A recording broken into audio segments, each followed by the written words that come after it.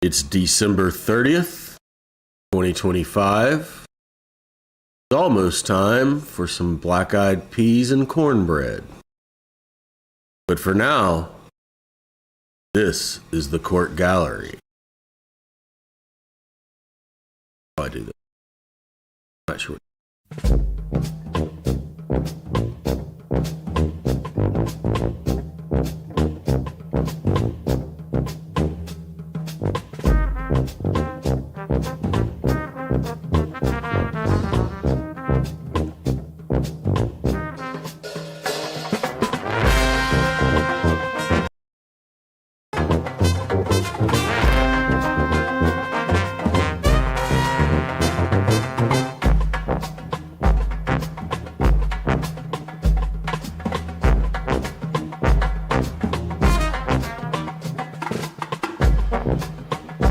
Hey, Rhonda.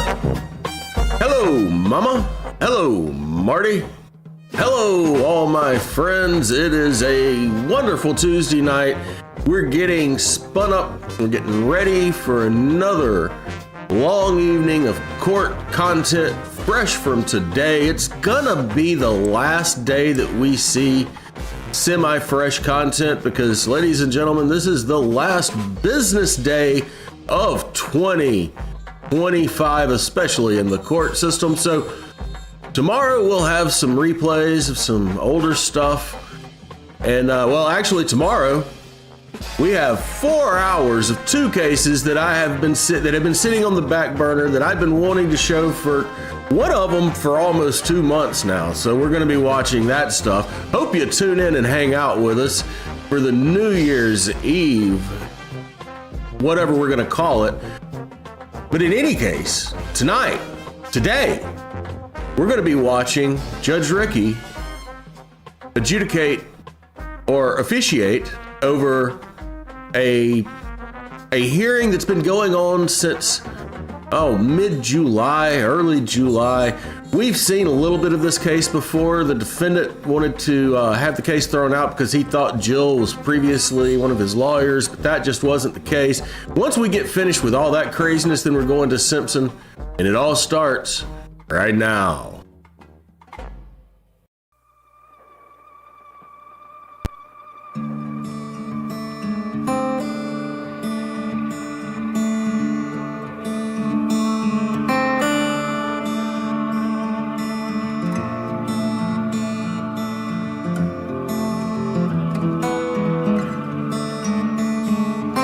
Ambrose appears as defense counsel. Jill Gillette, the prosecuting attorney.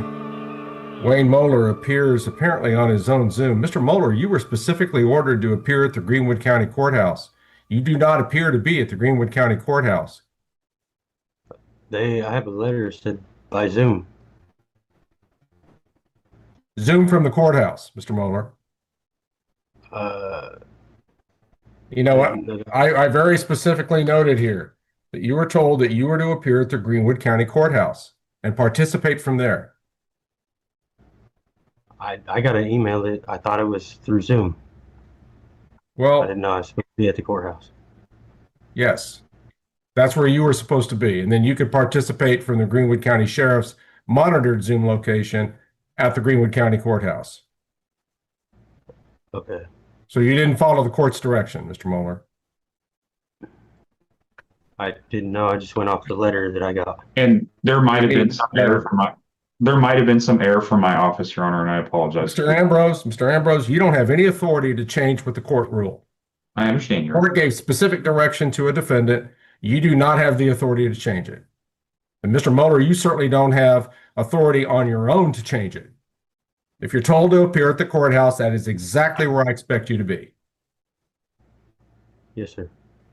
All right. It's the court's understanding that the evidentiary suppression hearing that was originally set for this date is no longer necessary. Mr. Ambrose, can you explain the current status of the case? Yes, Your Honor. The plan today is to go ahead and enter a plea involving this case that would resolve the case. First would be the form of the plea will be no contest. Mr. Mueller will be pleading to an amended count 1, which will amend it from level 2 to level 4. And then secondly, he will be pleading no contest to count 5, which is a level 9 criminal carrying of a weapon. Upon entry of the plea, the state is going to dismiss the balance of the case with prejudice.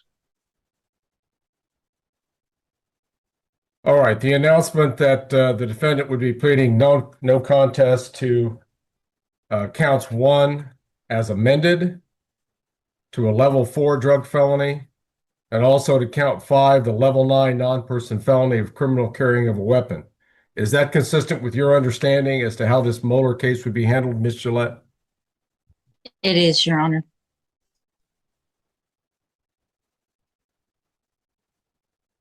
All right, Mr. Mueller, is it also your understanding that you would be resolving your case today by entering no contest pleas to count 1 as amended and count 5?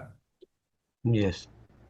All right, I've got a number of questions I need to ask you regarding the taking of a felony plea. If there's anything asked of you you do not fully understand, that the court will give you time to confer separately with your lawyer privately at any point. Just let the court know if you need that time to get further private advice, okay? Okay. All right, Mr. Just Mueller, one. As he's pleading, he also needs to know this is a registration plea. I think Mr. Ambrose went over that with him, that distribution of meth is, so as he's pleading, that is a consequence. That's correct, Brian. Mr. Mueller, I'll need you to speak up when you answer. I just want to make sure that the court and all participants hear your answers to the court's questions. Okay. State your full legal name for the record. Wayne Allen Mueller, How old are you right now? 35. It's the highest level of education that you've attained. GED. Do you believe you're going to have difficulty understanding any of the legal concepts we're going to be discussing in court here this morning?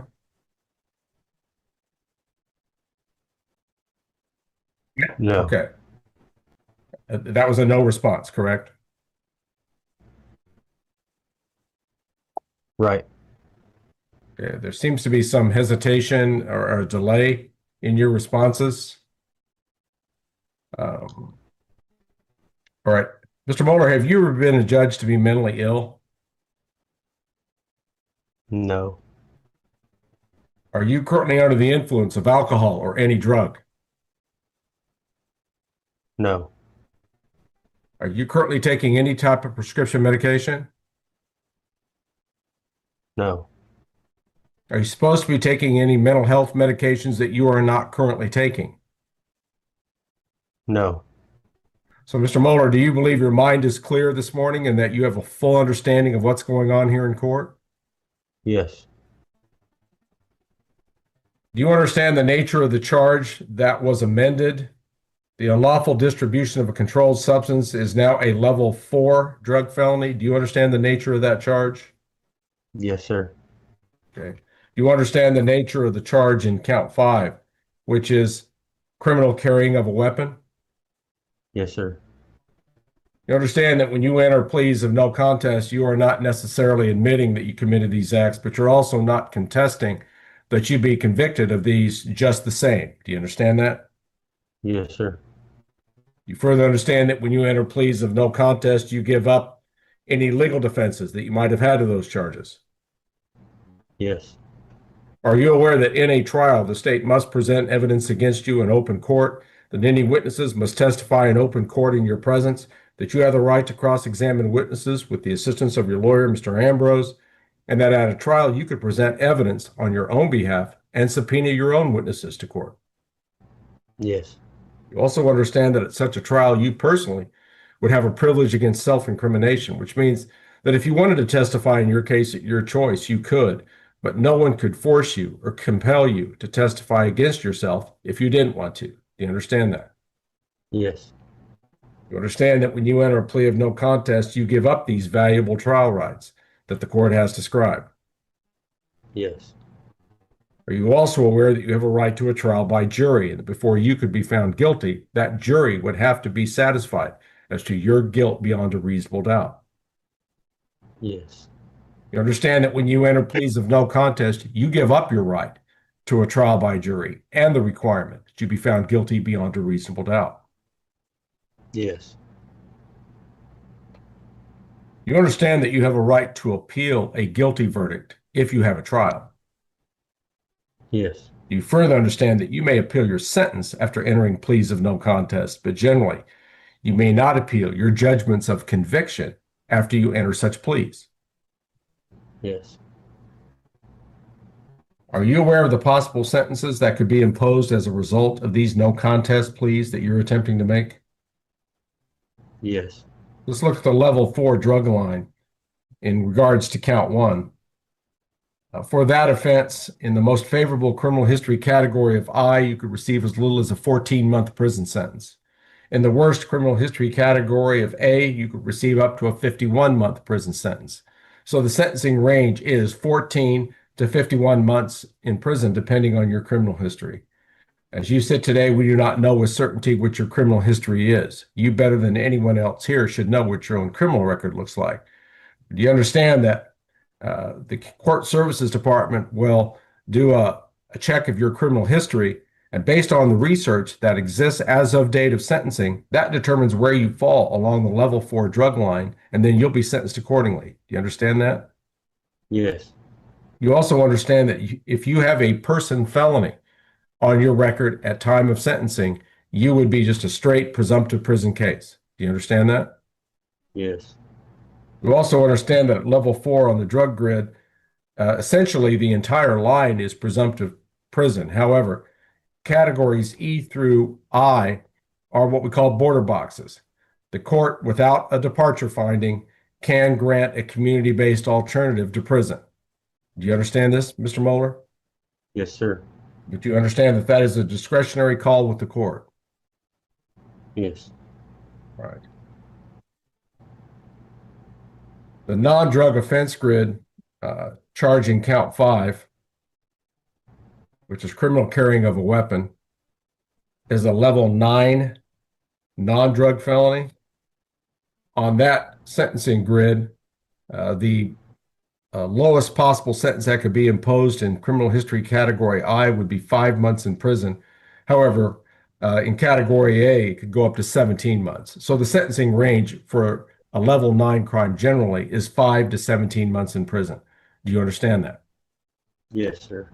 You also understand that in addition, the level 4 drug crime is punishable by up to a $300,000 fine. And do you understand that the level 9 non-drug crime is punishable by up to an additional $100,000 fine? Do you understand that? Yes, sir. In addition to any fines that can be imposed, are you aware that you could be assessed and be required to pay court costs, certain fees, including reimbursement of legal fees and expenses, and restitution to victims, if any are owed, as part of your sentencing orders? Yes, sir. You also understand that as a direct consequence of this plea, you will be sentenced to an extended period of reporting probation, reporting parole, or post-release supervision, which is your state parole time that you do after you get out of prison, as deemed appropriate by the court at time of sentencing. Yes, sir. You also understand that both probation and post-release supervision periods generally start at 12 months in duration, but can run up to 60 months under some circumstances. You understand that? Yes, sir. You also understand that the Kansas Sentencing Guidelines Act contains many special sentencing rules. Do you understand that if any special rules apply to you and your situation, it could affect your eligibility for probation or otherwise affect your sentence? Do you understand that? Yes, sir. Mr. Mueller, did you have an ample opportunity to discuss fully legal matters like that with your counsel? Yes, sir. Are you satisfied with the services and advice given to you by your lawyer? Yes, sir. Now, this set of no contest pleas that you're attempting to make, have they been based upon any threat or promises as to what this court will do in regards to your sentence or any other type of threat or promise? No, sir.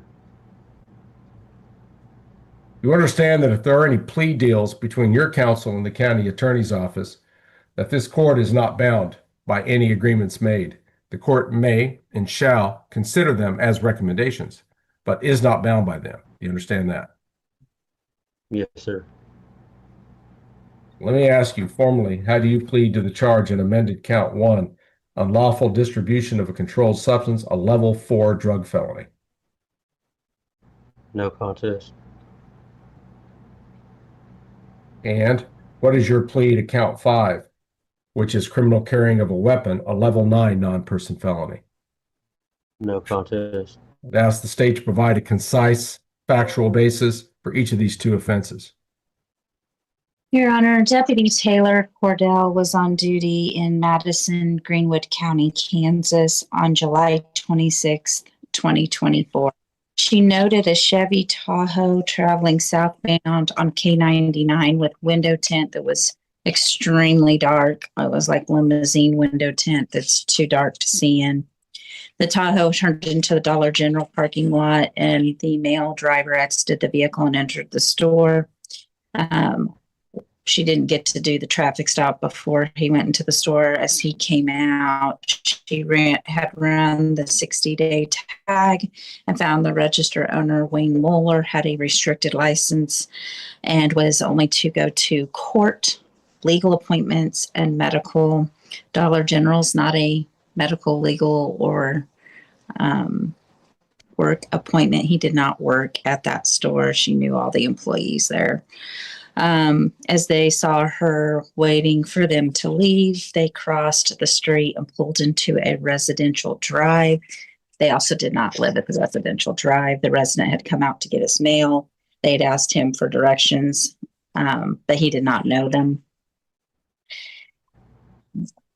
Mr. Mueller was restricted and Miss Cheshwala only had an ID. They were not to be driving, and he had dropped his daughter off in Emporia. Okay, counsel, can we get to the 2 offenses that this defendant's attempting to plead to? Yes. So K9 was called because the vehicle was not free to leave and had a positive alert on the vehicle. The search of the vehicle netted in the center console with access to the defendant, a black zippered pouch containing bundles of white crystalline methamphetamine. There were several different baggies and a glass smoking bong. There were multiple things in there with it. There was also a firearm between the seats, or near the seat. That was, I believe it was an AR firearm, and an unopened brand new box of FMJ rounds. The firearm would not be legal for him to have, as he was addicted to drugs, and those who are addicted to drugs may not carry that. There was also a shotgun with a barrel less than 18 inches in length in the vehicle with rounds that went to the shotgun. And within the vehicle, there was also a funnel, a scoop, scales, and other items that would be indicative of preparing methamphetamine for sale. The net weight of methamphetamine was approximately 54 grams when it was weighed by the officer.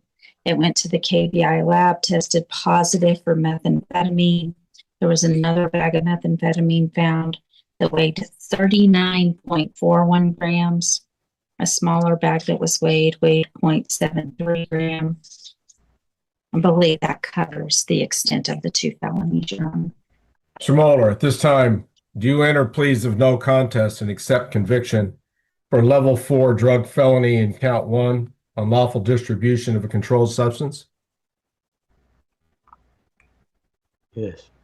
Do you now enter a plea of no contest and accept conviction for count 5, criminal carrying of a weapon, a level 9 non-person felony? Yes. Mr. Ambrose, do you know of any legal reason why the court shouldn't accept your client's plea? No, Your Honor. Mr. Lett, are you aware of any such legal reason? No, Judge. I would like to add that part of the plea agreement is those weapons will be surrendered to the sheriff's office for disposal under proper law. Is there going to be any objection to that? No, Your Honor. Mr. Ambrose? No, Judge. Very well.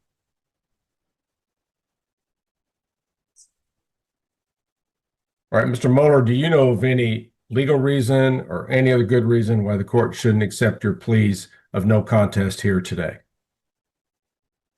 No. The court will accept the no contest pleas made by the defendant, Wayne Mueller, and finds that those pleas are made voluntarily. He has an understanding of the nature of the charges against him and the consequences of the plea, and the factual basis for each charge does exist. The court finds the defendant guilty pursuant to acceptance of his no contest pleas, and adjudges him therefore convicted of the crime in amended count 1, unlawful distribution of a controlled substance, methamphetamine, a level 4 drug felony. Also count 5, criminal carrying of a weapon, a level 9 non-person felony.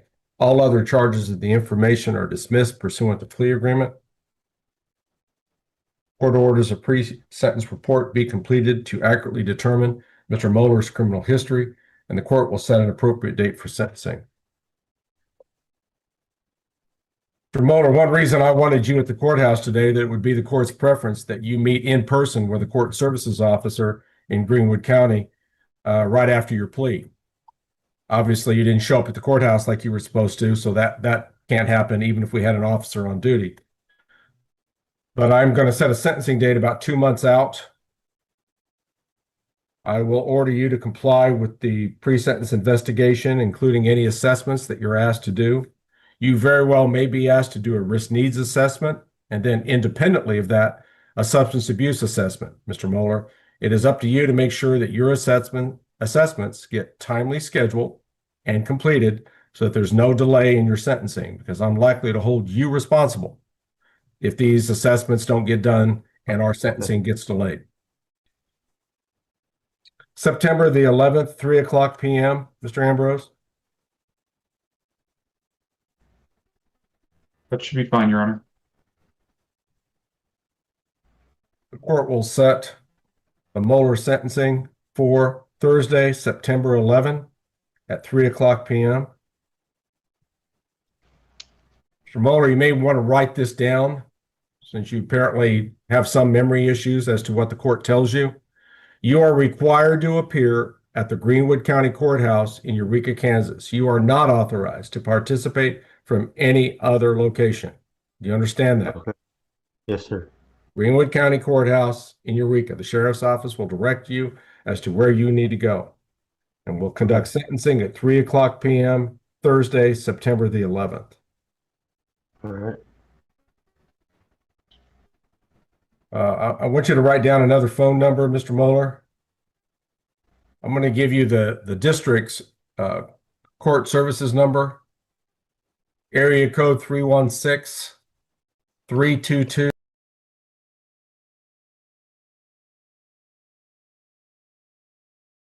Right after we get off of this hearing, you need to just let them know that you've been convicted of a couple of felonies over in Greenwood County, and what else do you need to do?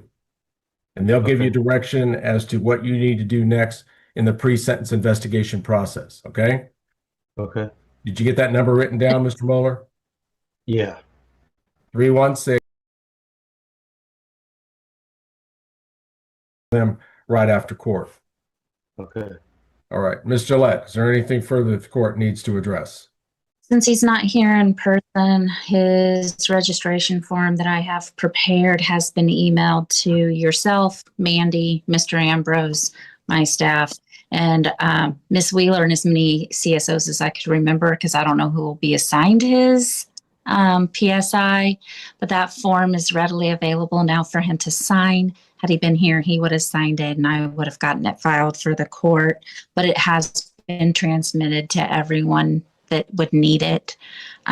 So he'll need to make sure he signs his registration form, and he should be aware that he has to register from today. I don't know if he registers already for something else. But it would be when we get to sentencing a lifetime registration if he's already registering on a different case. But he needs to be aware that he must stay current on his registration as of today. That's all I had, Your Honor. Mr. Mueller, are you currently subject to an offender registration requirement? Yes. All right. Well, you need to continue to register pursuant to that. Because of your conviction for this offense, you also have triggered an offender registration requirement. You'll have to sign a new notice of duty to register. That's going to be something you're going to do very early in the process here as you get ready for sentencing. So you are under that registration requirement as of right now. Okay. All right. All right, Mr. Ambrose, are you aware of anything further that needs to be addressed? No, Your Honor. Thank you. Mr. Mueller, you have any questions about what we've done here? No, sir. Mr. Mueller, when you appear for sentencing on Thursday, September 11, where are you going to be? Greenwood County. Okay, that's awfully general. How about the Greenwood County Courthouse in Eureka? Yeah, the courthouse in Eureka. Okay, all right, that's the appropriate response. And we'll see you at that time. And then again, make sure that you get those assessments that are requested by the Court Services Department scheduled and completed as soon as possible. Okay. If there's nothing further at this time, then the Wayne Mueller matter will currently be in recess, and this meeting may be ended for all this time. Thank you, Judge. This is in the District Court of Greenwood County, Kansas, case entitled State of Kansas versus Wayne Allen Mueller. It is case number 2024 CR 140. Chris Ambrose appears as defense counsel of record, Jill Gillette as Greenwood County attorney. Wayne Mueller appears from the Lyon County Jail. This matter comes before the court at this time for sentencing proceedings at this time. According to the pre-sentence report in this case, on July 11, 2025, Mr. Mueller pled no contest to an amended count 1, unlawful distribution of a controlled substance, a level 4 drug felony, and count 5 as charged. Count 5 being criminal carrying of a weapon, a level 9 non-drug felony. A pre-sentence report was ordered and sentencing set for today. Court has received a pre-sentence investigation report compiled by Tony Bauer, pre-sentence investigator. I trust each attorney has received a copy of this report. Before we go any further, it's the court's understanding that there may be a motion for counsel's withdrawal before the court. Mr. Ambrose? Yes, Your Honor. Mr. Mueller and I were able to speak last week, I believe, and go over some things. He's in Lyon County on an unrelated issue. It is Mr. Mueller's desire to pursue withdrawing his plea. As a result of that, I believe it's appropriate to have new counsel appointed so they can fully investigate any issues. I, as defense attorney that handled that plea, it's not appropriate for me to stay on there in case that counsel determines that there's any claims that could be raised against trial counsel who worked on getting that plea taken care of. All right. Mr. Mueller, you're wanting to withdraw your plea that you entered in this case? Yes, sir. All right. All right. Mr. Ambrose, you're taking the position that you can't pursue this motion to withdraw his plea. And that's because there's going to be an allegation that you didn't do your job? Well, Your Honor, and this is how I've seen it widely handled in the jurisdictions I practiced for years now, is that when a motion to withdraw is pursued, new counsel is appointed. So then if there are concerns about any ineffective assistance, that can be raised by subsequent counsel. All right. Of course, I don't care about how any other jurisdiction does anything. I care about this case right now. Mr. Mueller, give the court, this is not going to be a secret at some point. If you're going to file a motion to withdraw your plea, what is it based on? Jill Gillette has been an attorney of mine in a previous case, and I don't feel like I've seen all the appropriate evidence. And we have talked about having in the plea agreement. I've never even seen this plea agreement that you accepted. I've never seen it on paper. Okay, was there a written plea agreement drafted in this case? No, Your Honor, we did Okay. an oral plea like we traditionally do in this jurisdiction. Okay.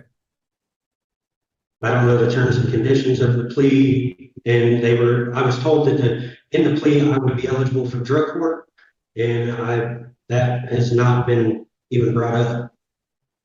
Okay, the 13th Judicial District does not have a drug specialty court, so Okay. I know that Jill Gillette has been an attorney in a previous case. There should be a conflict of interest in that. okay, Jill Gillette has been your attorney in previous cases? Yes. Okay, well, you're not asking to have her removed from the case or disqualified from the case, are you? Yeah. I don't remember ever representing you. In Eureka, in Woodson County. Or Woodson County. Mhm. Why wasn't this raised before? I mean, she's not new to the case. I didn't even know it before. I mean, I knew, but I didn't realize it until previously. Are you sure it was me and not Jill Chard? No, it was you. Because I don't have any record of you in my conflict check. None. I maintain my old electronic system so that I can make sure whether or not I have a conflict check. And you're not in there. Well, that's an entirely separate issue, but one that may need to be resolved before sentencing. We're just awfully far along on the case, Mr. Mueller, before you raise an issue about some sort of conflict on the prosecutor's part. Because again, Yeah. she's been with this case from the very beginning. Right.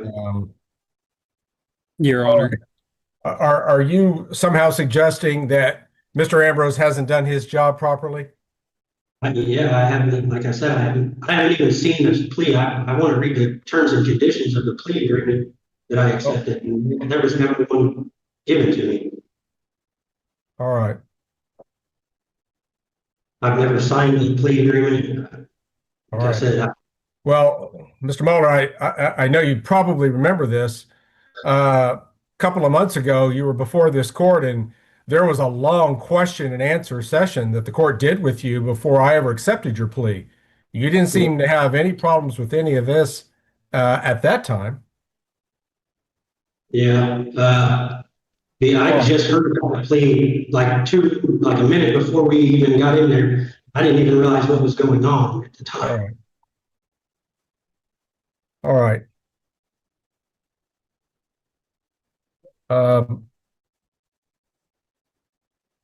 It is difficult for this court to find that Mr. Mueller at this point has justifiable dissatisfaction with his current attorney, Mr. Ambrose. But in an abundance of caution, I'm going to presuppose that there may be some legitimate reason here for him to be critical of the way his attorneys handled his case.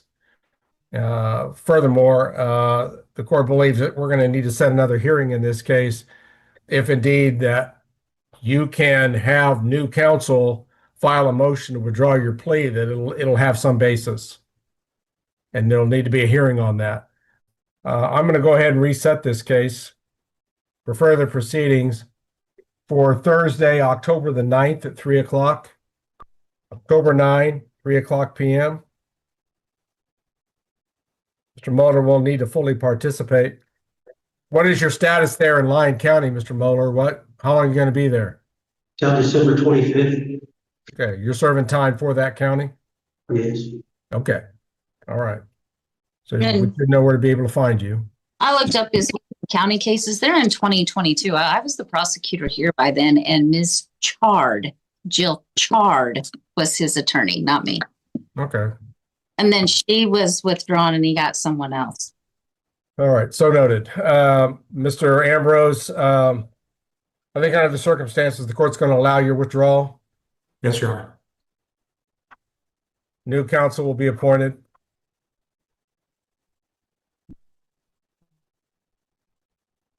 Yet to be determined who that will be.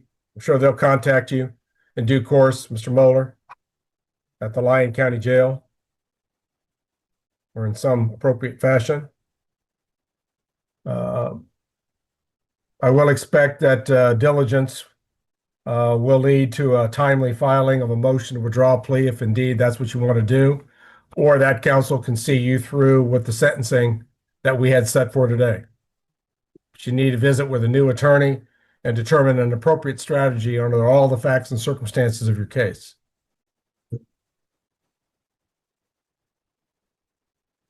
So sentencing or further proceedings in the case, we'll determine exactly what those are when we get there. For Thursday, October 9, 3:00 p.m. with Mr. Mueller participating by Zoom.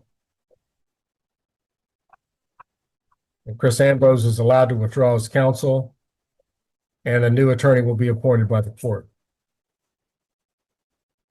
All right, Ms. Gillette, at least at this point, I don't have any legitimate grounds to believe you should be disqualified from further handling the case.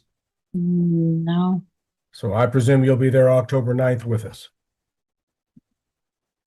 All right, thank you for your work on the case, Mr. Bauer. And your appearance today, Ms. Stanfield, on behalf of Community Corrections, but we'll have to defer sentencing proceedings to a later date.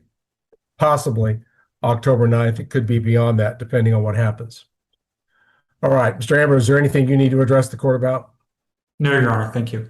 Ms. Gillette, anything you need to address the court about at this time? No. Mr. Mueller, do you understand what we've done here today? Yes. Okay. All right. I'll just expect you to fully cooperate with new counsel once that new attorney contacts you. Okay. Okay. All right. If there's nothing further at this time, then the Wayne Mueller matter will be in recess, and this meeting may be ended for all. Thank you, Judge. State of Kansas versus Wayne Allen Mueller. It's case number 2024 CR 140. Jill Gillette appears as Greenwood County Attorney. J. Houston Bales appears as current defense counsel of record. Wayne Mueller appears from the Lyon County Jail Zoom location. The history of this case could be summarized as follows. Back on July the 11th of 2025, the defendant entered a no contest plea to 2 felony counts. A pre-sentence report was ordered, sentencing originally set for September the 11th. On that date, with the defendant being represented by then counsel Chris Ambrose, the defendant expressed a desire to withdraw his plea. Following a hearing, the court determined that Mr. Ambrose should be relieved as counsel and new counsel to be appointed, set a court date for October the 9th, and appointed Chris Pate to represent Mr. Mueller. Lyon County didn't get, for whatever reason, the defendant on the October the 9th meeting. Mr. Pate appeared, asked to be relieved because he determined that there was a conflict with his firm due to a co-defendant representation. Therefore, the court then appointed J. Houston Bales to represent Mr. Mueller, and the matter was reset to today. I do appreciate whatever efforts the Lyon County Jail made today to get Mr. Mueller on the meeting.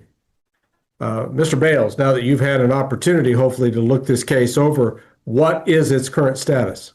Judge, at this time, I've been talking to Mr. Mueller. I've been talking to Ms. Gillette, and I would ask for a single more status setting in about 2 to 4 weeks that we can ensure that everyone understands what the existing plea is, and give Mr. Mueller one more chance to make sure that pulling this trigger is still what he wants to do, at which time I will be prepared to either continue and set a sentencing date or argue a motion to withdraw a plea that I will file based on Mr. Mueller's wishes after a complete understanding of the plea is out there. Essentially, with no written plea agreement being entered, I want to get a written plea agreement so that we can tell whether or not we proceed with what the existing record, whether we amend the record in some limited manner to simply codify everyone's understanding, or whether or not we're going nuclear on this, Judge. So I want another 2 to 4 weeks so that me and Ms. Gillette and Mr. Mueller can all get on the same page about where everything is. Ms. Gillette, any initial remarks based on Mr. Bales' statement? No, he's been in communication with me. All right, Mr. Bales, if the court were to set this toward the end of December, do you think that you could determine whether a motion to withdraw a plea is indeed necessary and enough time to have that on file and be ready to argue at our next setting? Absolutely. End of December would be plenty of time, Judge. Very well. Court will grant the request made by defense counsel on behalf of his client. Mr. Mueller, I trust that you can see and hear everything adequately during this hearing. Is that a fair statement? Yes, sir. Okay.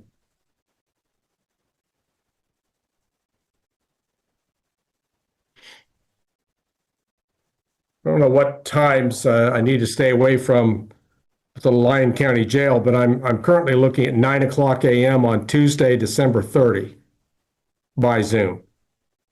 Tuesday, December 30, 9:00. That works for me, Judge. All right. Ms. Gillette, I trust it would for you as well. You have me all morning that day, Judge. Court will set a hearing again on the Mueller case for Tuesday, December 30th, 9:00, to be conducted by Zoom. It is likely to be for one of two purposes, either for a hearing on a motion to withdraw a plea, or we're going to proceed to sentencing as originally scheduled to do.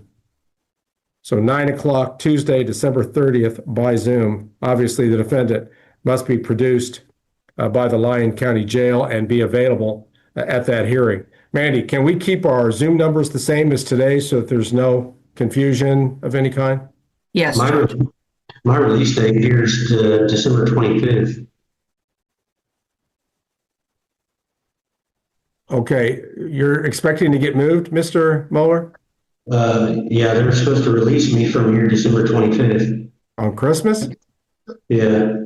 Interesting date, that's all. Judge, Okay. I can be prepared earlier in December if the court's concerned about that. Well, my concern is being able to schedule with Ms. Gillette. I have limited dates that she is available for this court scheduling calendar, but if she can suggest a date sooner, I would encourage it. Absolutely, Judge. We have traffic docket on December 5th, and I will be available at that time. We also have traffic docket on December 19th. Those are Friday mornings, and I would make myself available for the court. All right.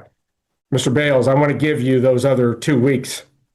So December 19th in the morning, again at 9:00. Could I have the 5th at 9:00, Judge? Okay. And that's not going to put too much time pressure on you for filing of your motion? No, Judge, I have a feeling this is going to be a simple issue once we all know exactly what we're talking about. All right. Judge, we have a 9 a.m. We could possibly do a 9:30. Let's just move it to the 19th then. Okay. Just a minute, Mandy.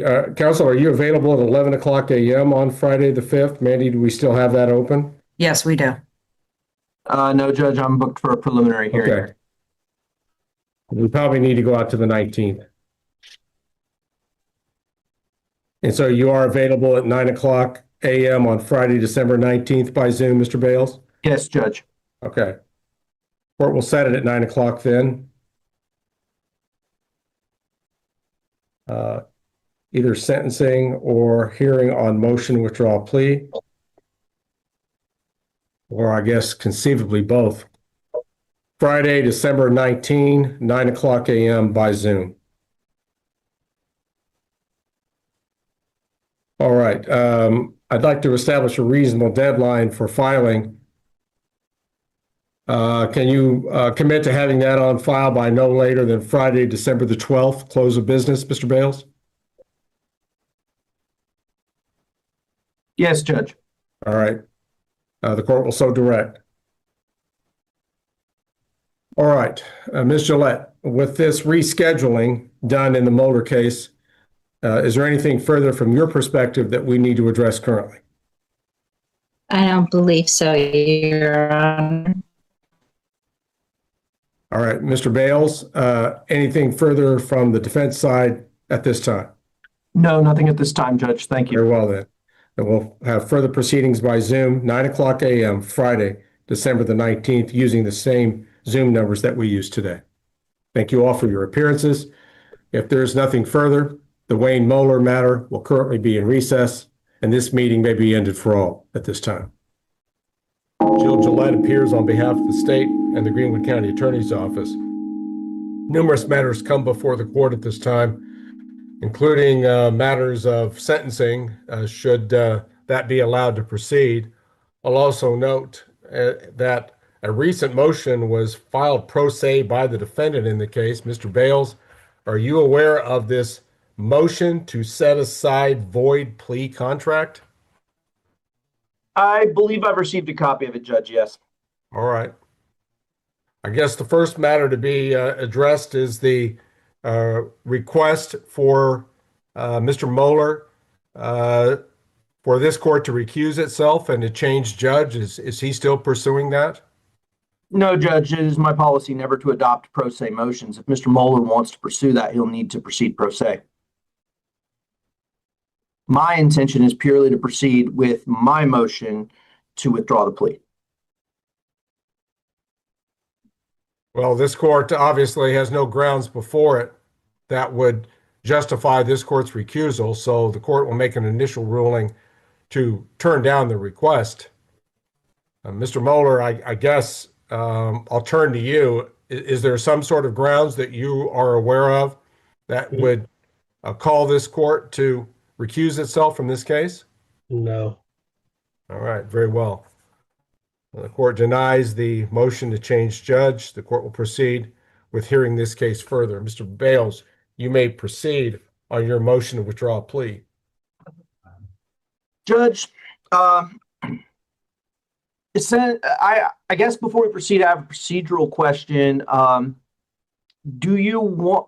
I'm prepared to have Mr. Mueller provide evidence on this issue, but in talking with Ms. Gillette before we began, she indicated that she didn't have Mr. Ambrose available in case she needs to call him.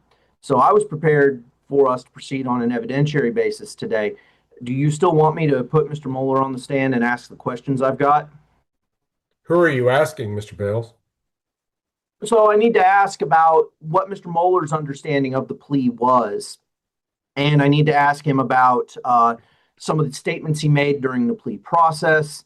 Essentially, all I've done in providing the court with my motion is a proffer of Mr. Mueller's understanding of the situation, not necessarily actual testimony as to his understanding of the situation. If the court accepts what I've offered, I don't necessarily know that we will need to proceed, but I also think that the state probably should have an opportunity to weigh in if they accept my version of events, because essentially what I was expecting today was more of a Taylor hearing where we could flesh out exactly what Mr. Mueller's understanding here was, because part of the Edgar factors, which are not exclusive at this stage, but are sort of a guideline for withdrawing a plea, is whether or not the plea was fairly and understandingly made, whether or not Mr. Mueller was coerced, things like that. And I think the only real source for evidence on those issues would be Mr. Mueller himself.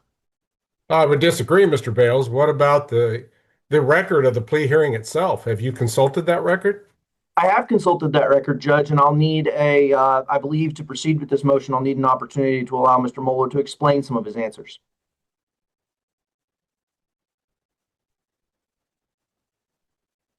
Very well. You may proceed further, Mr. Bales. If you desire to call your client, you may do so. Thank you, Judge. At this time, the defense would call Wayne Mueller to testify.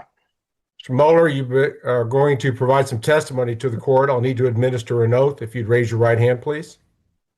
You do solemnly swear that the testimony you're about to give in the matter now in hearing shall be the truth, the whole truth, and nothing but the truth. So help you God? Yes, sir. You may question the witness, Mr. Bales. Thank you, Judge. Could you please introduce yourself for the record, sir? Wayne Mueller. And Mr. Mueller, why are essentially, you're in the Greenwood County Jail right now, right? Yes, sir. Why are you in the Greenwood County Jail? Bob. Because I have a bond that was just revoked. Well, let me clarify my question a little bit. Were you charged with some felonies out of Greenwood County? Yes. Now, at this point, do you understand that you had a plea hearing on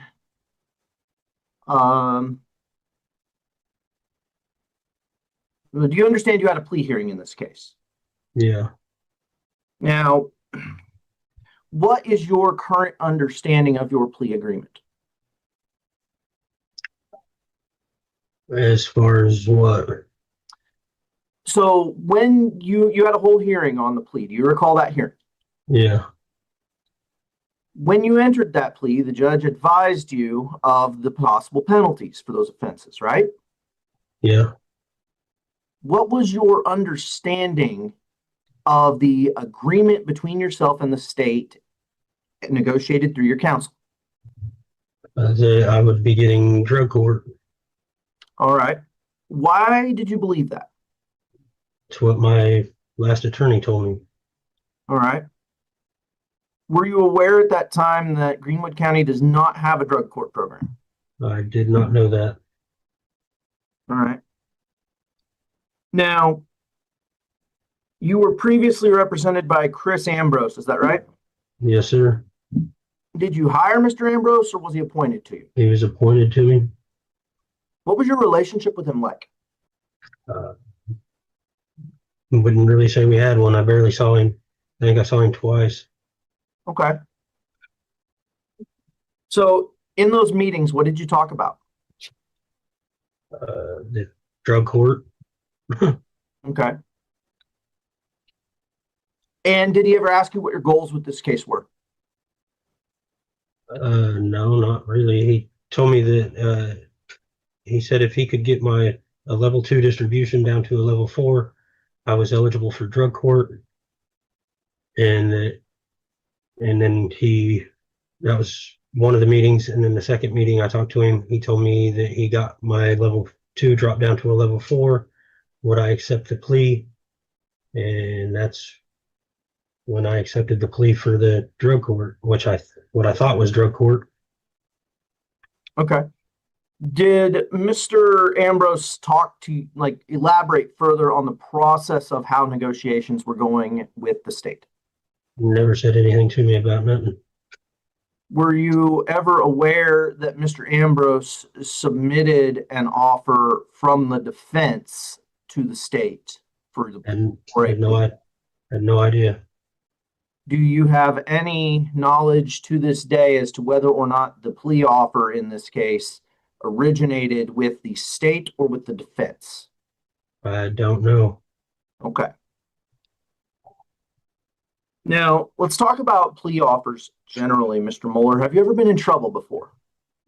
For some, yes. So have you ever entered a felony plea before in Kansas? Yes. In Greenwood County? No. In the 13th Judicial District, so Elk, Greenwood, or Butler counties? No, not on any felonies. Okay. Now, tell me a little bit about your understanding of the plea process that stems from these pleas you've entered outside of the 13th Judicial District. I thought they had to be in writing and signed in open court. Okay. Why did you think that? Because that's the way it happened last time in Sedgwick County when I entered a felony plea. Okay. Have you ever done a plea without a written plea agreement before? Not that I know of. Okay. Did you ever see a written plea agreement in this case? No. Were you aware before the hearing on your plea that this plea would carry lifetime registration? No. Did Mr. Ambrose ever present you with registration paperwork to sign? Nope. Did he ever present you with a written copy of a plea agreement?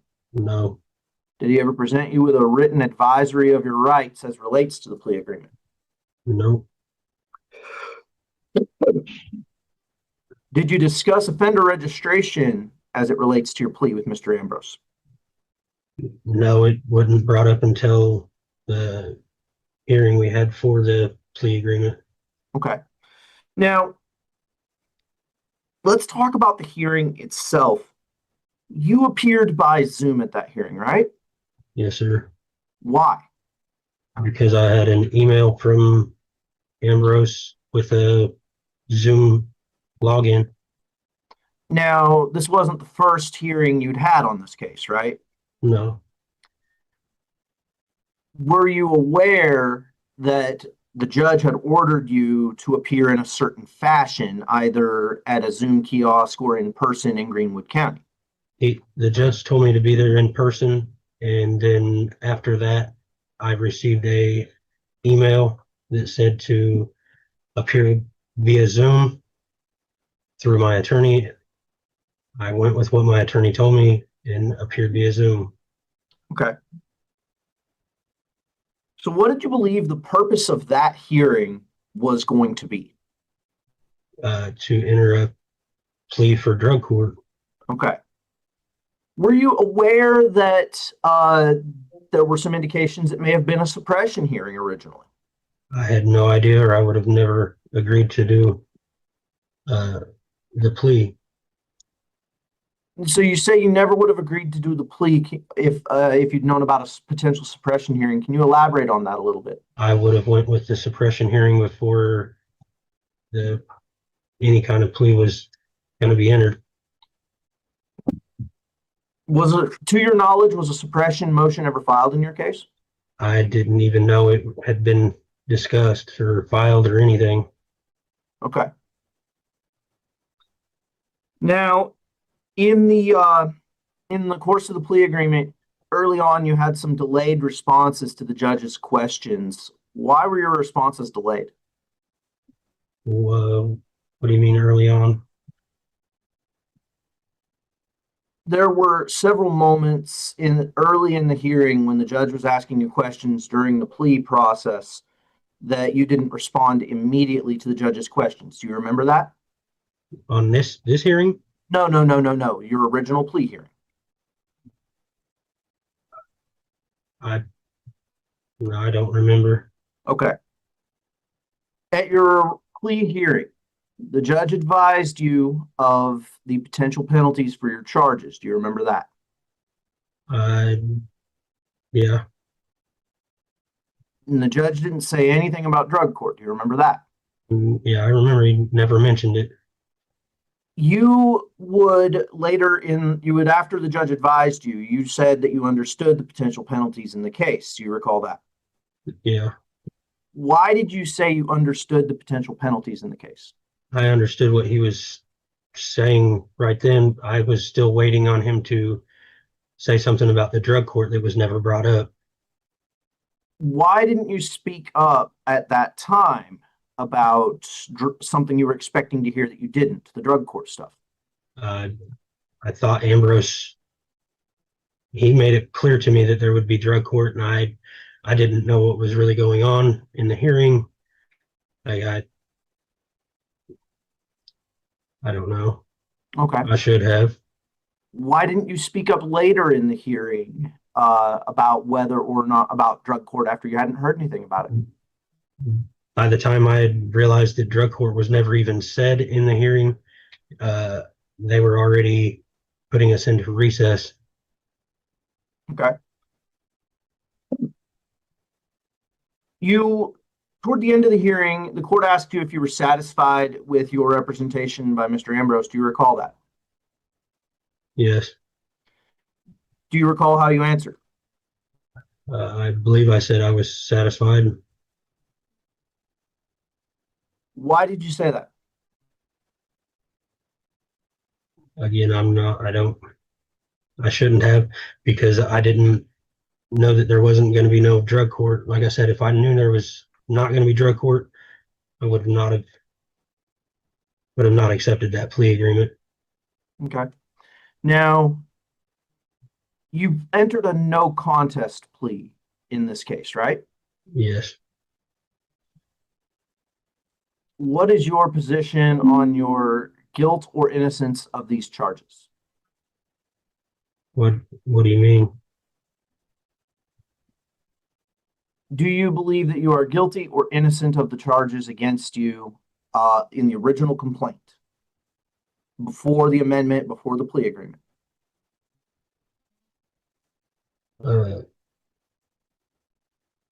Innocent. Okay. One moment, Judge. Just want to check something.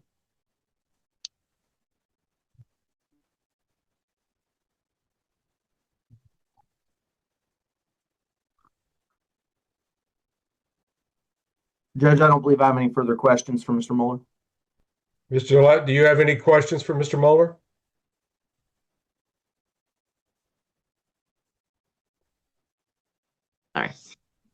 Yes, I have a few questions for Mr. Mueller. Mr. Mueller, did Mr. Ambrose come and see you before July 3rd of 2025? I'm not sure. Do you recall how many times he visited with you either on the phone or in person at the Lyon County Jail? I believe it was 2, Okay. may have been And 3. prior to you going into the Lyon County Jail, how many times did you speak with him? Just during the court hearings. You don't recall him having a conference with you?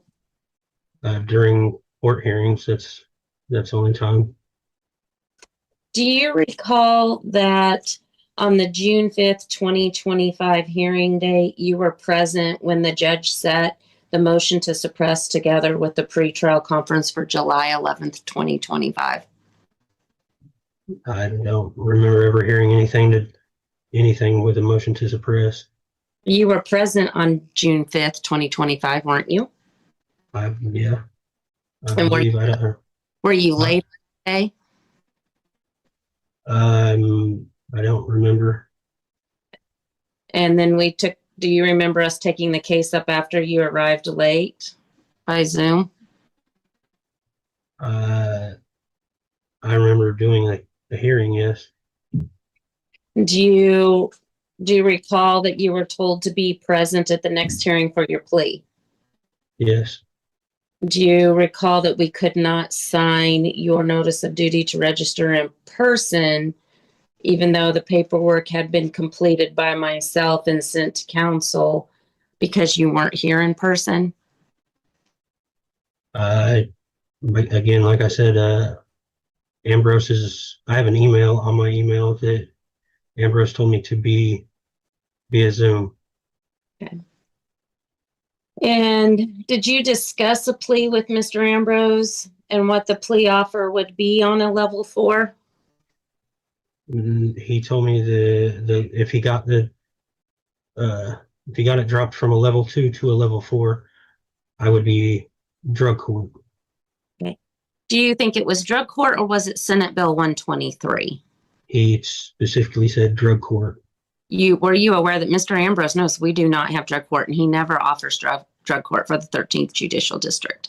Like I Objection to said, foundation and speculation, Judge. Objection sustained. Mr. Ambrose has entered the evidence and into the room, so we'll be calling him. How long were you in the Lyon County Jail? 6 months. Do they have drug court in Lyon County? I have no idea. And were you anticipating maybe having drug court up at Lyon County? I don't have any prior drug charges ever. Okay. And do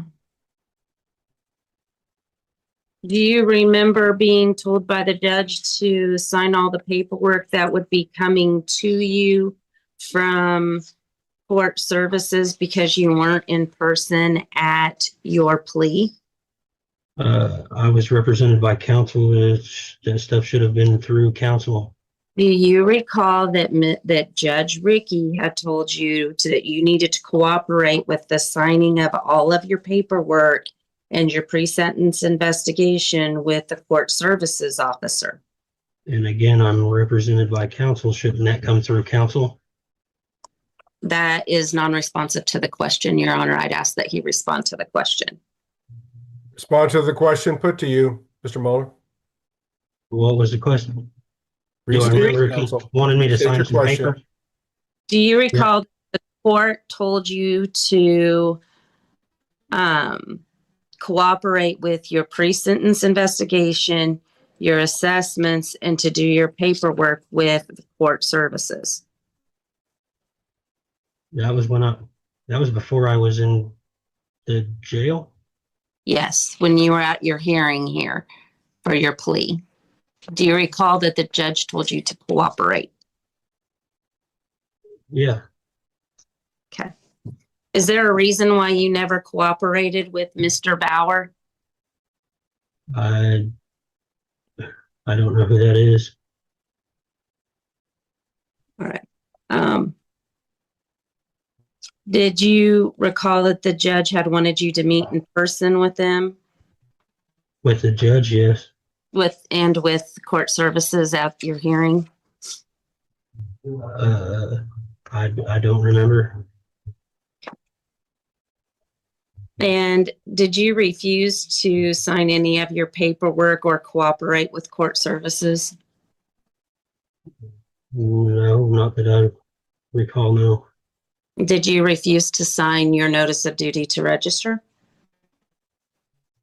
I'm compliant with registration, no. Did you refuse to sign your paperwork and return it that Mr. Bauer had sent to the jail in Lyon County? I don't think so. I've signed all the registration paperwork that the county offered me. Your Honor, I have no more questions for this witness. Mr. Mueller, the court has an additional question. If you believed that plea agreements had to be expressed in writing, why didn't you bring up the lack of a written plea agreement at the time of your plea hearing?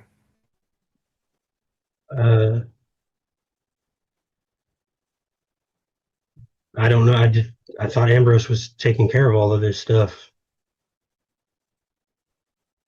But you entered a plea in this case without any type of written agreement, correct? Yes. And never brought it up during the plea hearing.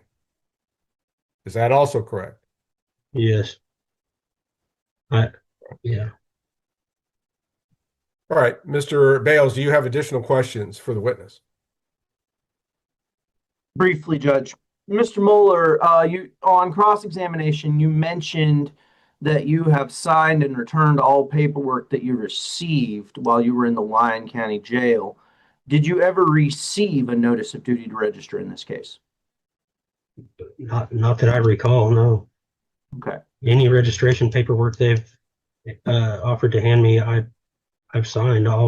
Like I said, I'm compliant with all my registration. I've been doing registration for 10 years. All right. Did you ever receive any communications from Mr. Bauer? Not that I can recall, no.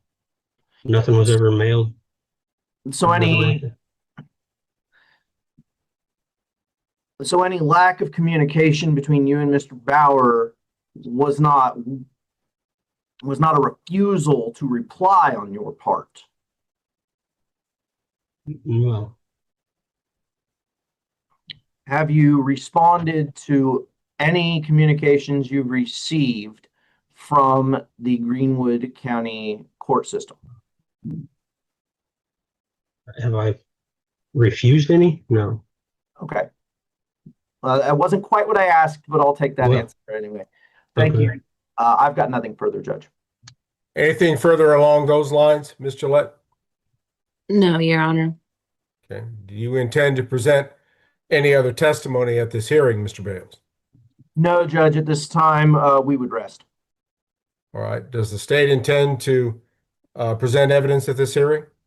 We do, Your Honor. We'll call Attorney Chris Ambrose. All right, Mr. Ambrose, the court will administer an oath to you. If you'd raise your right hand, please. You do solemnly swear that the testimony you are about to give in the matter now in hearing shall be the truth, the whole truth, and nothing but the truth. So help you God. I do. Okay. State your name for the record, please. Christopher Ambrose. All right. Ms. Gillette, let me point out that I suspect that you're going to be asking him regarding the content of conversations between him and his client.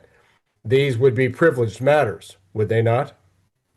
To an extent they are, but there is a waiver of privilege when a client brings into question the ineffective assistance of counsel within a plea agreement.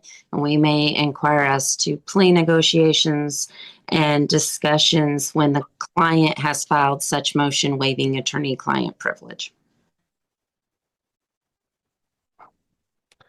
Mr. Ambrose, the court will order you at this time to answer the questions that are propounded to you by the prosecuting attorney regarding these current matters before the court. Yes, Your Honor. You may proceed further, Ms. Gillette. And Mr. Ambrose, I'm going to be very careful of what I ask you because I don't want you to divulge things that aren't part of the necessary questions that we'll have herein. So I'm going to make them maybe a little more succinct than what I normally would on open-ended questions. As early as June 5th, when we were having email communications, were you provided with a prior PSI of Mr. Mueller from the state? Just so we're clear, June 5th of 2025. Oh, yes, June 5th of 2025. Yes, I believe that the state provided me an old PSI, or at least a summary of the criminal history for Mr. Mueller. Okay. And it was attached to an email. Did the email give you the misdemeanor convictions that would have an impact on his scorable person felonies? I don't remember particularly, but that's the common procedure taken by this county attorney's office is when that's provided. Everything that can be provided regarding that generally is. And so as we began discussing Mr. Mueller's case as to whether or not there could be a plea agreement achieved, the state made you aware as fully as we could of his criminal history score anticipated. I remember being told, being made aware of that he had, that he was at least, let me rephrase. Yes, state made me aware of at least the score he was at. Okay. And it could be possible that he was an A, as high as an A. Yes. Okay. And so as we began any kind of negotiations as early as June, we knew that he was going to be a very high criminal history. Yes, I knew, and I actually think I had some outside knowledge from even before that on my own that his criminal history was higher up the box. And did we also provide you with a complete full driving record, including the expanded notices? I remember seeing that, yes. So now, had you been meeting with Mr. Mueller prior to him going into custody?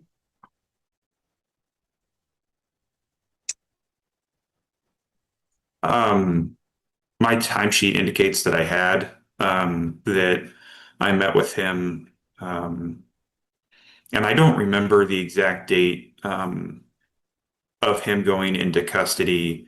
I believe it was after the plea was entered, but I did meet with him. I think those were all via phone or Zoom throughout the course of the case before we entered the plea. Okay. And did you, now normally I make a first plea offer, but in this matter, did you make the first plea offer to the state? I don't recall. Do you recall an email July 3rd at 11:01 a.m. of 2025 that would have had an initial plea offer from you to me? I see a copy of it here in the file. Yes. And did I counter to add a second smaller felony that would be concurrent?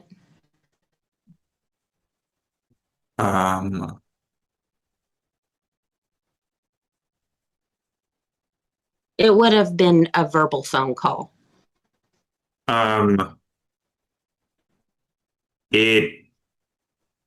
I don't see it here, but I know that I end up speaking with the state as we approach kind of go time on cases quite a bit.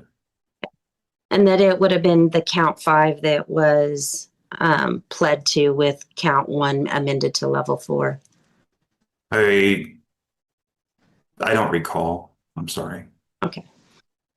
And did we then enter a plea to amended count 1 as a level 4 and count 5 as charged? I believe that's correct. That plea, was it entered July 11th, 2025?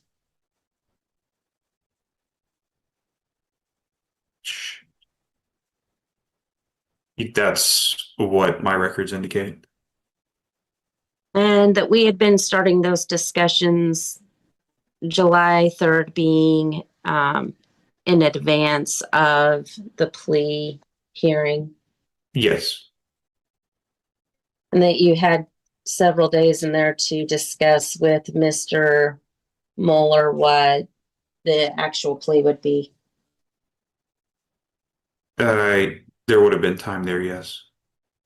And then he didn't go into custody till after the plea hearing. That's my recollection. I recall him being out when the plea was entered. And now there's been one issue about whether or not drug court would have been offered in this matter. Would you have offered drug court in this matter? I don't recall offering drug court. The standard procedure for how I do that is, first off,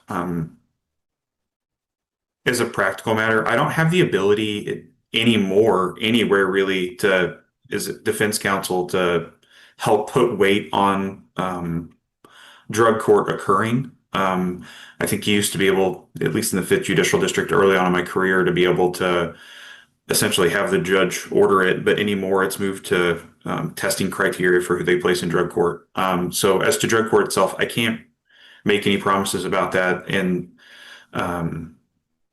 because I can't, because there's in counties that do have drug court, there is, it's my understanding, at least in my experience, that there's like testing criteria that are done to determine if someone ends up being a good candidate for drug court or not.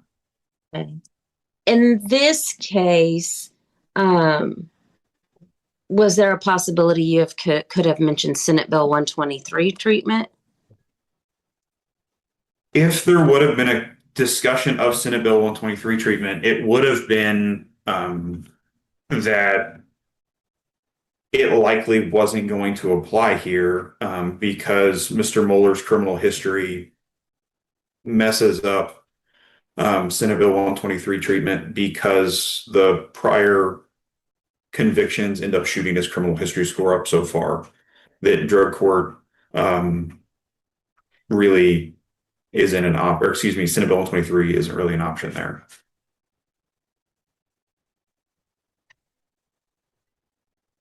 And to your knowledge, does the 13th Judicial District have drug court? Not that I'm aware of.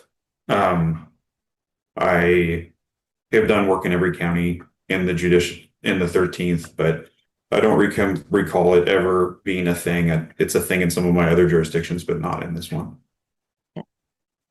And I'm going to read you the content of the email of July 3rd, 2025, 11:01 a.m.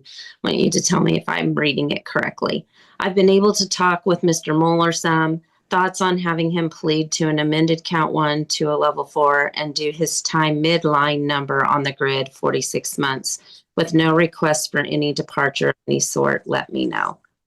Is that the actual contents of that email? I don't have any reason to believe it's not. I believe it's accurate. And so at the time that you were speaking with him and then speaking with me, the intent was to know that he was going to serve time in prison. Yes. Yes. With Mr. Mueller's criminal history, that obviously complicates things. Okay.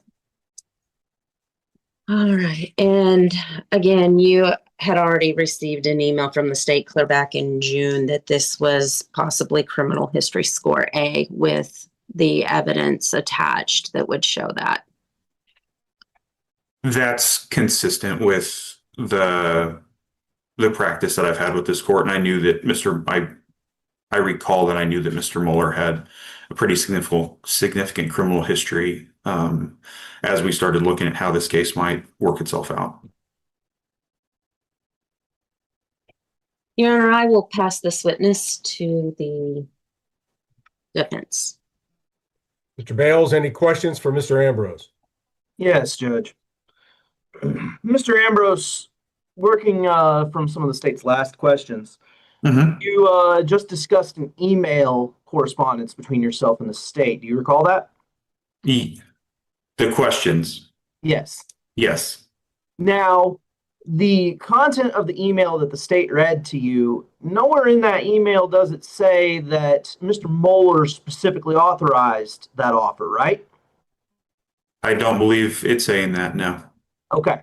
This is you proposing a potential offer to the state, right? Yeah, that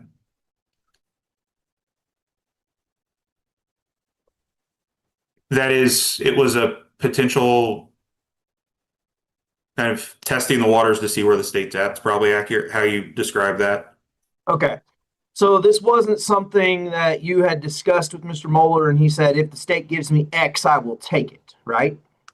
So I had spoken with Mr. Mueller before I sent this out.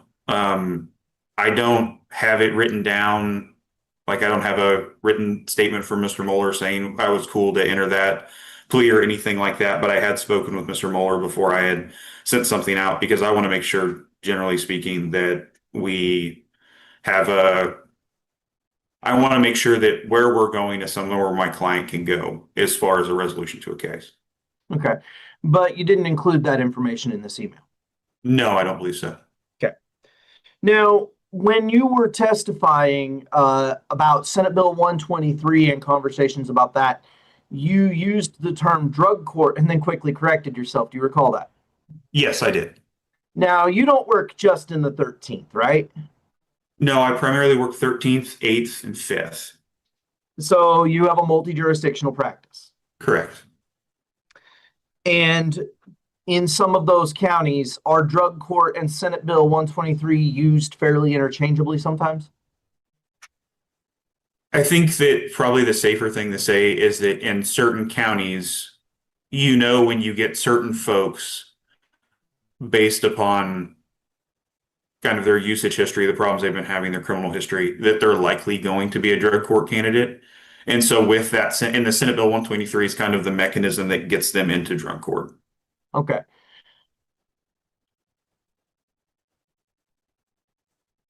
But for his criminal history, Mr. Mueller would meet these patterns in other counties, right? With a level 4 offense, Mr. Mueller could have, without the criminal history, Mr. Mueller could have been screened for drug court, or not necessarily drug court, but Senate Bill 123. And then if he was a candidate for drug court, he would get screened into drug court, yes. Okay. But that can't happen in the 13th because it doesn't have drug court. Yes, the mechanisms in the 13th that exist for that kind of thing are not even drug court, but we still have Senate Bill on the 13th. But as far as I'm aware, there's not a drug court program within the jurisdiction. Okay. Now, when Mr. Mueller did not appear at the plea hearing, do you recall that? I do now, yes. I was refreshed to that existence. I had forgotten that that happened. Okay.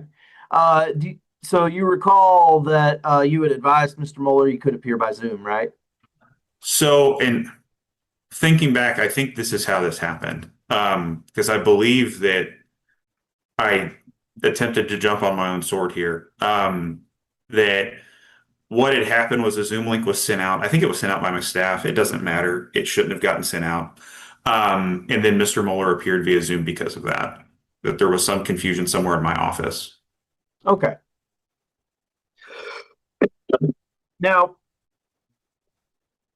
there has been some discussion and some indication in the court record that there may have been a suppression hearing scheduled when Mr. Mueller entered his plea. Do you recall that? There was some discussion of a suppression issue, but it didn't go after research and discussion with the client. It didn't go much further than that. Okay. So you never filed a suppression motion, That's correct. never scheduled a suppression hearing. I think the court had one scheduled as set for that day that he entered his plea hearing if we weren't going to enter the plea hearing. Or Okay. enter the plea agreement. Now, you and Mr. Mueller had discussed suppression of some of the evidence in this case, right? We had discussed the evidentiary issues surrounding potential suppression, yes. You knew that Mr. Mueller wanted to explore suppression in this case, right? So my recollection of that was that we had talked about it and then we had gone over the plea option and he wanted to take the plea instead of that because of the dropping level of charges, is my Okay. recollection. Now, you never provided to Mr. Mueller a written copy of the plea agreement, right? No, I did not. Did you ever do a written acknowledgement of rights with Mr. Mueller? No, we didn't. All right. Now, did you ever discuss offender registration with Mr. Mueller as it relates to this plea? I believe I did. However, I can't tell you the day that it would have occurred. It would have occurred before we entered, just because it was a level 4 case, so there was offender registration attached. But I can't tell you the day or the time now.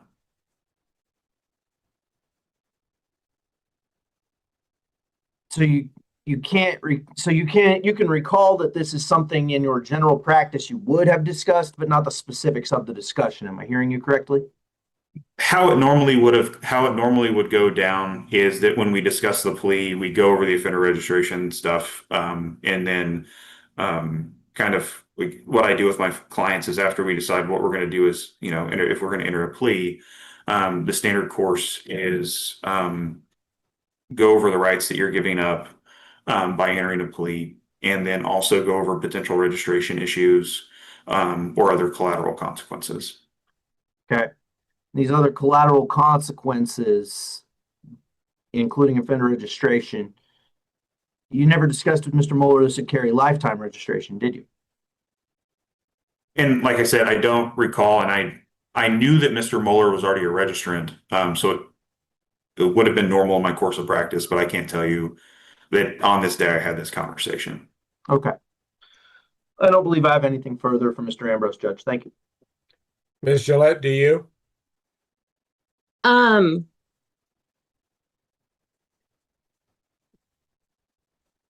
Mr. Ambrose, had you intended to have a motion to suppress, but then the plea agreement came up in between the time of the motion to suppress and the plea?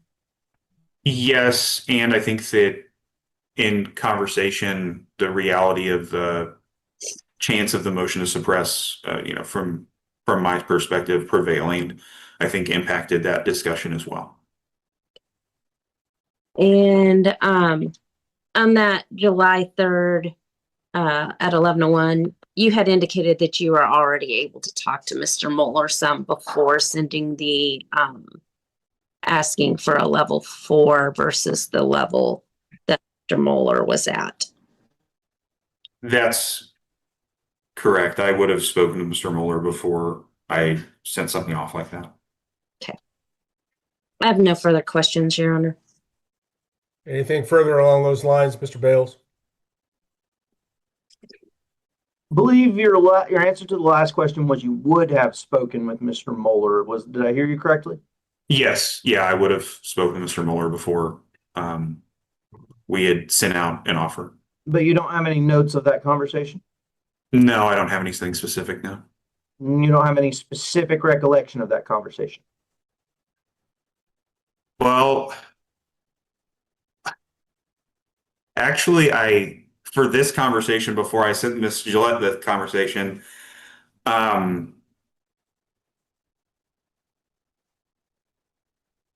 my recollection is that I was sitting on the back patio of a rental house in Colorado because this was messing up my vacation. The conversation, I believe I had a conversation inside via Zoom with Mr. Mueller before I sent that email off to Ms. Gillette. That particular occurrence just sticks in my mind because I wasn't in Kansas. I was on a family vacation and was taking care of some work. All right. I have nothing further based on that, Judge. Thank you. All right. Counselor, is there any reason that we can't excuse Mr. Ambrose at this time? No, there's Mr. not. Ambrose, you may stay with the meeting or leave it at your choice, but please mute yourself if you stay with the meeting. Thank you, Judge. All right. Mr. Lett, do you intend to present anything further? I just would like the court to take judicial notice. We did subpoena the officers for a motion to suppress hearing for July 11th, 2025. That is part of the record. We had returns on those subpoenas as well as for the jury trial, July 15th through 17th, 2025. Those were issued. We were preparing to go to motion to suppress. A motion to suppress had been set on the court schedule, and that hearing was set for 7/11/25 at 10 a.m. And so there was also an email that had gone out following Mr. Mueller's plea that had the notice of duty to register on it because he was supposed to sign it while here in person, and I had already prepared that for the hearing. And it was available at the hearing so that he could have signed it if he was here in person. Those are the only other evidentiary items that I would have to enter besides arguments. Very well. Counsel, it's the court's view that the entire content of the record of the plea hearing will need to be reviewed by this court before a ruling can be made. At least one of the Edgar factors, I think, relates directly to what was asked and answered at time of the plea hearing in this case. It is the intention of the court to consult such record before making a ruling in this matter. We will set another date. Counsel, I'm looking currently at the date of Thursday, January the 29th. Mr. Bales, please check your afternoon calendar. Mandy, it would appear that I have a 3 o'clock setting available. Yes, Judge. I will offer that 3 o'clock p.m. Thursday, January 29. I have an evidentiary prelim scheduled that at that time, Judge.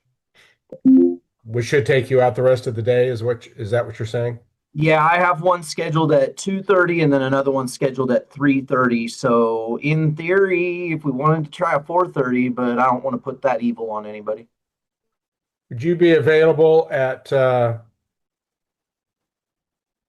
9:15 that morning? I have a motions hearing at 9 that morning. All right.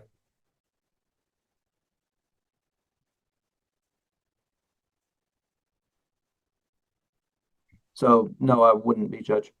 Judge, I have special time the next day on the 30th. I normally reserve the last Friday for clerical tasks, but I will make time that day, Judge, if that's what the state has available. You're talking about Friday, January 30, Ms. Gillette? Yes, Your Honor, I have the morning available. I trust you're still available at 11 o'clock a.m. then? Yes. I can Judge, offer we that sent time. George Marshall there yesterday for an evidentiary. I have him at 1 o'clock on my book. Okay. Let me see. I think that's a Favre case, and he wasn't available in the morning and wanted it moved to afternoon. Okay. So presuming that I could set this 11 o'clock a.m. on Friday, January 30. That'll work for defense, Judge. Thank you. 11 o'clock a.m. by Zoom. It'd be the intention of the court to announce its decision regarding the motion to withdraw plea based on what's been presented after reviewing the record of the plea hearing that I believe was taken on July the 11th. So again, we'll meet again by Zoom, 11 o'clock a.m., Friday, January 30. Obviously, the defendant must be present. Court would also contemplate that should there be a ruling adverse to the defense, the court may proceed with sentencing at that time. However, Just so- that's certainly yet to be determined. Just so the record reflects it, Judge, I've received a copy of the prior PSI in this case, but I think Ms. Gillette mentioned there may need to be some amendments to it, and I only did receive it today, but I will do my best to be prepared for sentencing at that time if necessary. Why would there need to be amendments other than perhaps the possibility of additional jail time credit? Possible jail time credit, Your Honor, and I don't know if he had any new convictions while being in Lyon County. I know he served his time in Lyon County on a 6-month sentence. I don't know if it was revocation or what it was. I think it was a domestic battery. But when he completed that sentence, I don't know if there's any new convictions. He had a pending felony in Lyon County, and I don't know if that's wrapped up. Right. I had Mr. Bauer on the meeting. I think he was the pre-sentence investigator. Mr. Bauer, I'll just direct you to check that out by our next date to see if there is any amendment to his criminal history that's necessary. It's not going to affect the overall score, but the criminal history itself may need to be supplemented. So Yes, Your Honor. Check that out for us. Then we can address the issue of jail time credit. The court will need to know at what point he was transported from the Lyon County Jail, having served their sentence, to the Greenwood County Jail, because apparently that time would be creditable in this case. All right. Your Honor, did you get a copy of the transcript that was prepared of the plea? I do not have that before me at this time, no. Jerry Ann prepared one already. Mr. Bales has a copy and I have a copy. So I believe it would be very easy for the court to get a copy. So I trust that if the transcript's been prepared, the court would have access to it. And then the court intends to consult it. If there's nothing further at this time, counsel, the Wayne Mueller matter will currently be in recess. This meeting may be ended for all at this time. The court does call the case People versus Daniel Cummings. Water, Assistant Prosecuting Attorney for the People. Covered on behalf of Mr. Cummings, who is being brought out now.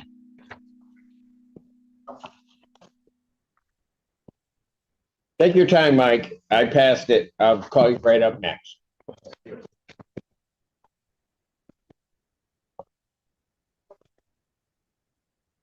Mr. Cummings, please say your name for the record. Daniel Cummings. Thank you. Your Honor, may we approach briefly? Yes.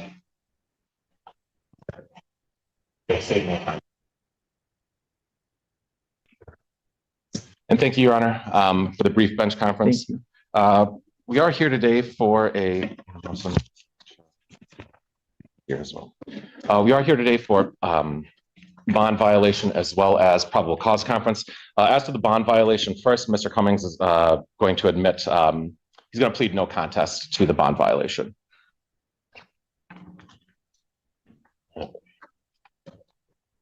So he admits to the violation. Yes, Judge. Or at least does not contest the violation. All right.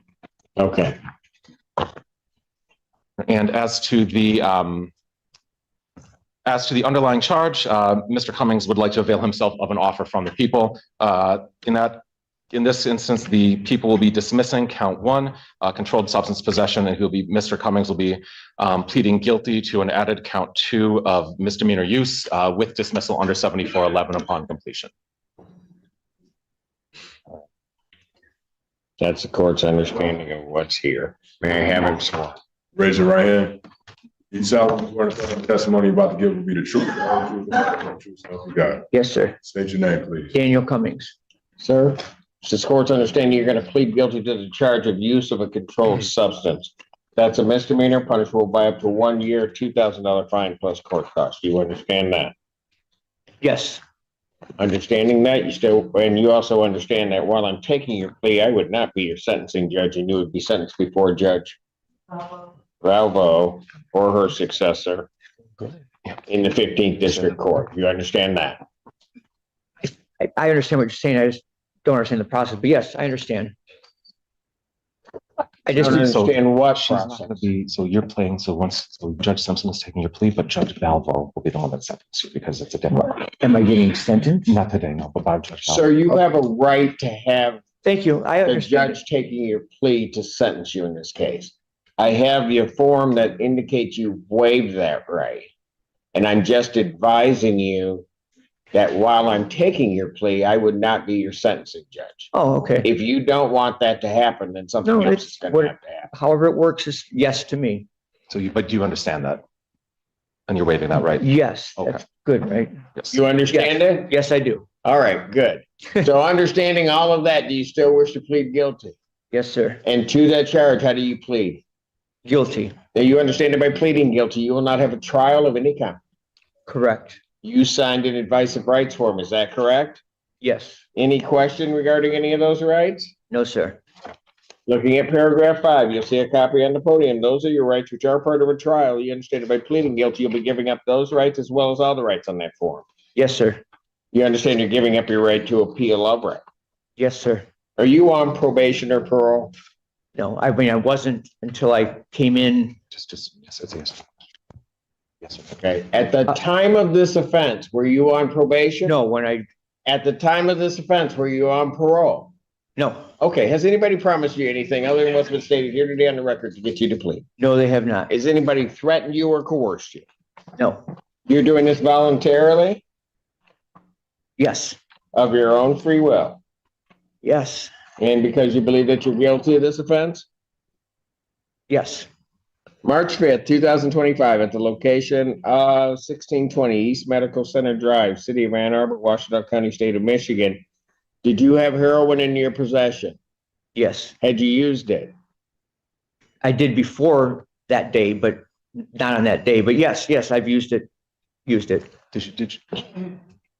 That rings. On or about March 5th, 2025, at that location, did you have heroin in your possession? Yes. Had you at some point used that heroin? Not that day, but prior. But around that day. Yes, right around that day. Okay, I'm sorry. And did you know what you were using was heroin? Yes. Sir, I do have to advise you that if I accept your plea, and if between the time of my acceptance of your plea and the time of sentencing, that if you commit misconduct as defined under the Michigan court rules, the court would no longer be bound by any sentence evaluation or recommendation, and you would not be entitled to withdraw your plea. You understand that, sir? Yes, I do, Your Honor. All right. Counsel, are you aware of any other promises, threats, or other inducements which have led to this plea? People are not. No, Judge. And have I complied with the court rule? You People have. are satisfied. Thank you. Defense is satisfied, Judge. Court will accept the defendant's guilty plea to count 2. Count 1 is dismissed. Pre-sentence investigation and report is ordered at 15th District Court. Sentencing in this matter will be January 20th at 9 a.m. January 20th. Yes. January 20th, 2025, 9 a.m. How long has the defendant been in? I think 24 days? 26. 26 days at this point, Judge.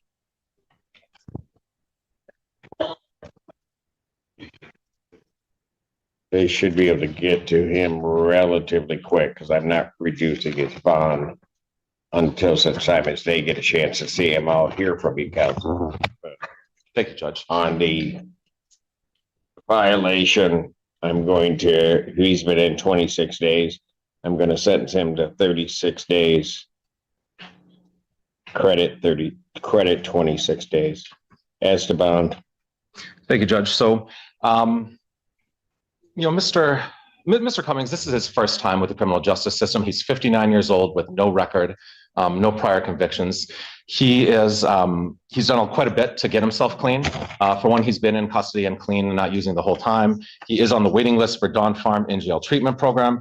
He was previously, before he got arrested, before he became into custody, he was trying to get into a detox program at U of M. He became addicted to opioids as a result of a lot of health problems. He had a prior prescription, but was eventually cut off, leading to his addiction. He is an Air Force veteran. He was honorably discharged in 1988. He's been married for 41 years. His wife is battling the early stages of Alzheimer's. He's got a very supportive family. His 26-year-old son is local. His parents are here in the courtroom as well, and they can help him. Your Honor, and as to getting back to his treatment, he has a number of treatment programs available to him that he is basically ready to go to. If he was released today, he would be able to go to, he's got a 7 blocks away from his house. He's got a... I'm not going to have any problem. So he's got to serve at least another 10 days. Okay. The purpose behind sentencing to that is so that 15th District Court probation can interview him, look at it, and decide on what is the best form of release. If they don't see him in those 10 days, then his bond is going to go back to what it was previously, and he would be released. Understood. So, thank you, Judge. Is there anything else? No, Judge, and I appreciate the opportunity to allocute for the record. There's nothing from the people. Good. Thank you. Thank you, Your Honor. Motion for bond reduction denied. Thank you, Judge.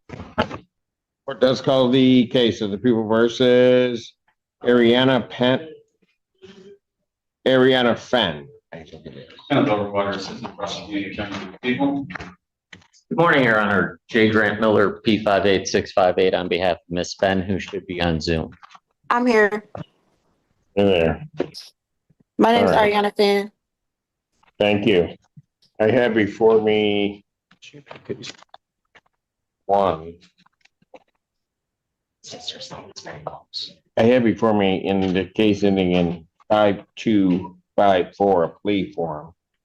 Is that what we're doing? Yes, Your Honor. And what are we doing on our other case? I don't think she has another case, Your Honor.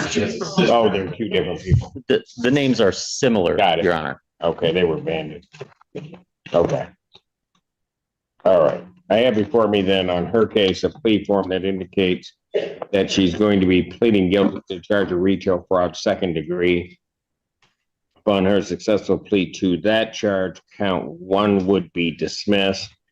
And there is a sentence agreement between the prosecutor and defendant, prosecutor probation under the Hope Useful Training Act. That's the court's full understanding of it. That is correct, Your Honor. That is correct, Your Honor. Ma'am, please raise your right hand. Me? Yes, you.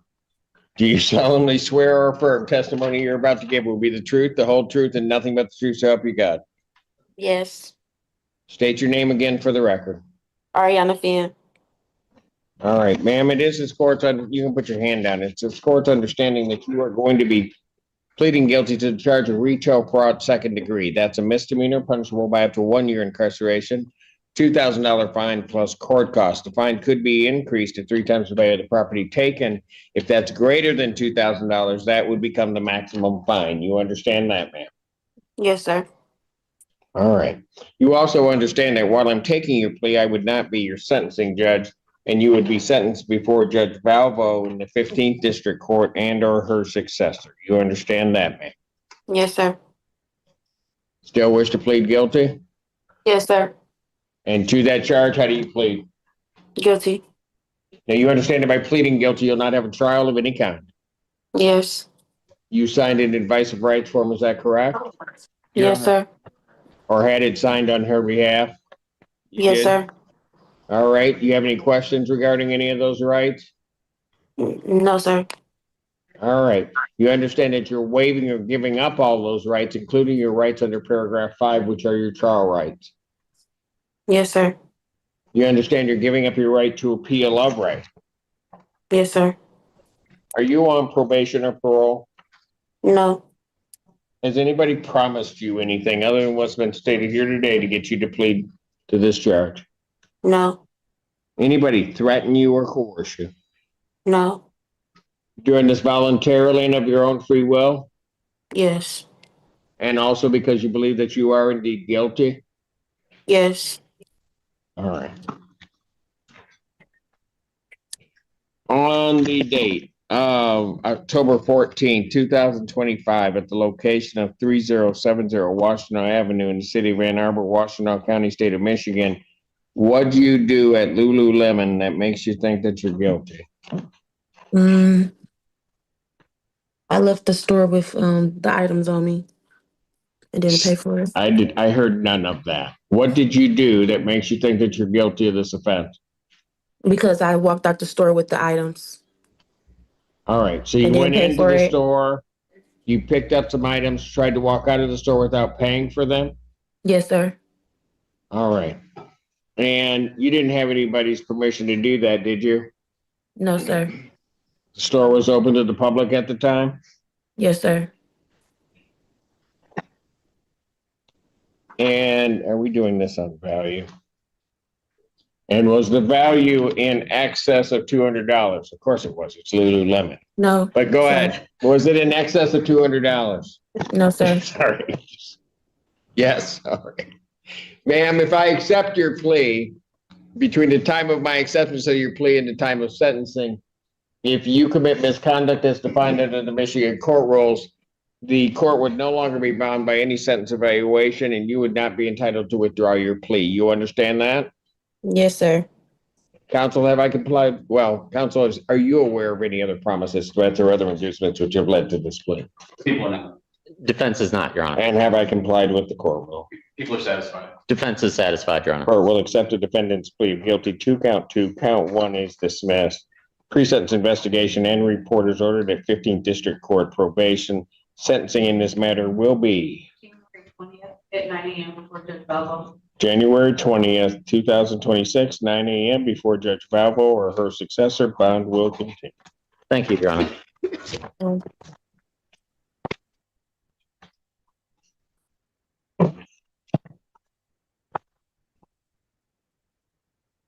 Court calls case People versus Kevin Smith. People? How many more in custody do I have?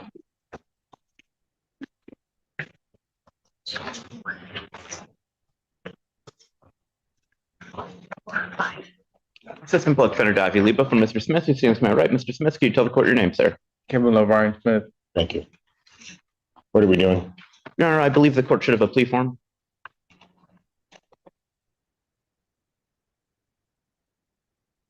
Plea form in front of me that indicates the defendant is going to be pleading guilty to an added count 2 of larceny, 200 to 1,000 to 1 year offense. Upon his successful plea to that charge, count 1 would be dismissed. The defendant agrees to undergo a mental health assessment, comply with all mental health treatment as ordered by probation. That's the court's full understanding of the agreement. May I have him sworn? Raise your right hand. You solemnly swear to affirm the testimony you're about to give will be the truth, the whole truth, and nothing but the truth. Yeah. State your name, please. Kevin Smith. Sir, it is his court's understanding you're going to be pleading guilty to the charge of larceny, 200 to 1,000. That is a misdemeanor punishable by up to 1 year incarceration, a $2,000 fine plus court costs. Fine could be increased if 3 times the value of the property taken. If that's greater than $2,000, that would become the maximum fine. You understand that, sir? Yes, sir. All right. You also understand, sir, that while I'm taking your plea, I would not be your sentencing judge, and you would be sentenced before Judge Perry in the 15th District Court. You understand that? When will that be? Well, I haven't given you the date yet. I'm just apprising you that you would be sentenced before a different judge than me. All right. You understand that? Yeah. Okay, you okay with that? I ain't got a choice. Well, yes, you do. You absolutely have a choice. Because if I'm taking your plea, you have a right to be sentenced before the judge that's taking your plea. Right. All right. What I'm apprising you of, and the box is checked about the sentence judge waiver, is that you would be sentenced before Judge Perry instead of me. I'm fine with that. Pardon? I'm fine with that. You're okay with it? Yeah. Okay. So, understanding all of that, do you still wish to plead guilty to this charge? Yeah. Okay, to the charge larceny, 200 to 1,000. How do you plead? Guilty. You understand that by pleading guilty, you will not have a trial of any kind? No. Okay. You understand that you will not have a trial? Yes. Okay. All right. And a advice of rights form was signed with your permission. Is that correct? Yes. But I also gotta say that even though I'm from a different county. You're from a different county? Yeah, I'm from Jackson County. Okay. So probation, I don't know how it works. Well, I would let that court, 15th District Court in Ann Arbor, figure that out. All right. All right. They might keep you and you still would be from Jackson County, but okay. All right. Okay. So you signed that advice of rights form. Do you have any question or had it signed on your behalf? Do you have any question regarding any of those rights? No. All right. If you look down on the podium, there's a copy of one. You understand that you're waiving the rights under paragraph 5, as well as all the rights that are on that form. Yeah. Yes? Yes. Okay. You understand you're giving up your right to appeal of right? Yes. All right. Are you on probation or parole? No, sir. Has anybody promised you anything other than what's been said here today to get you to plead? No, sir. Anybody threaten you or coerce you? No, sir. You're doing this voluntarily and of your own free will? Yes. And also because you believe that you're guilty of this offense? Yes. All right. On the date of May 14, 2025, at the location of 343 South 5th Street, City of Ann Arbor, Washtenaw County, State of Michigan, what'd you do at the public library that makes you think that you're guilty of this offense? Steal books. You stole books? Yeah. Okay, so you went into the library and you didn't check them out, you just tried to walk out without Yeah. doing anything? All right. And you didn't have anybody's permission to take those books, did you? All right. And these books that you took, these books belong to the public library? Yes. All right.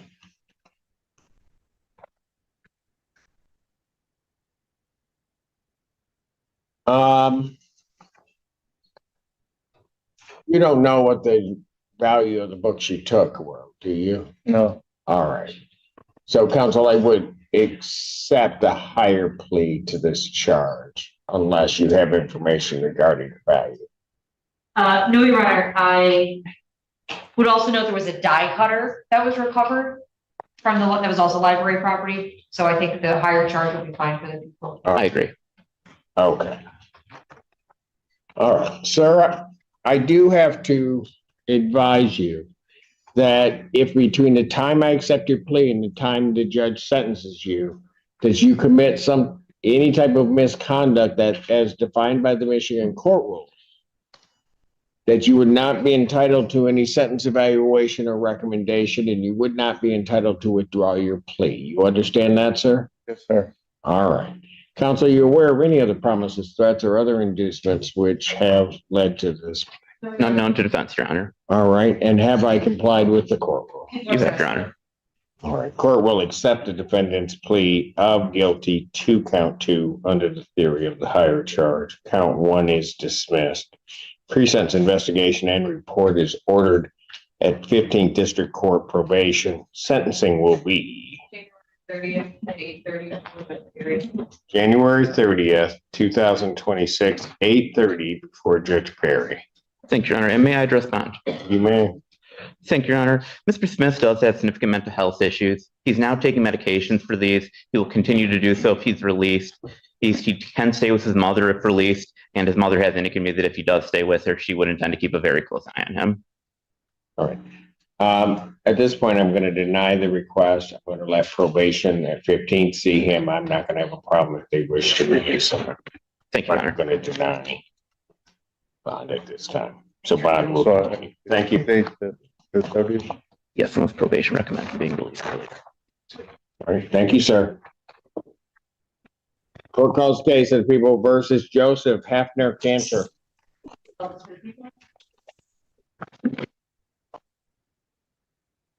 Alex Warren, Green Hafner-Cantor. Here, can you state your name? Joseph Hafner-Cantor. All right, what are we doing? Your Honor, we're asking for a preliminary examination at this time. Discovery is complete. Believe so, Your Honor. People have their witnesses available the 13th.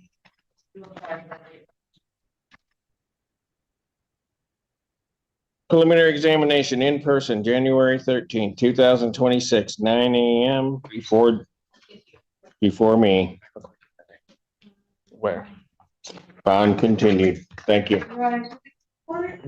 I think last time we were here was December the 4th. Pardon? Last time we were here was December the 4th. I have a violation dated December the 9th. Bond violation, of course.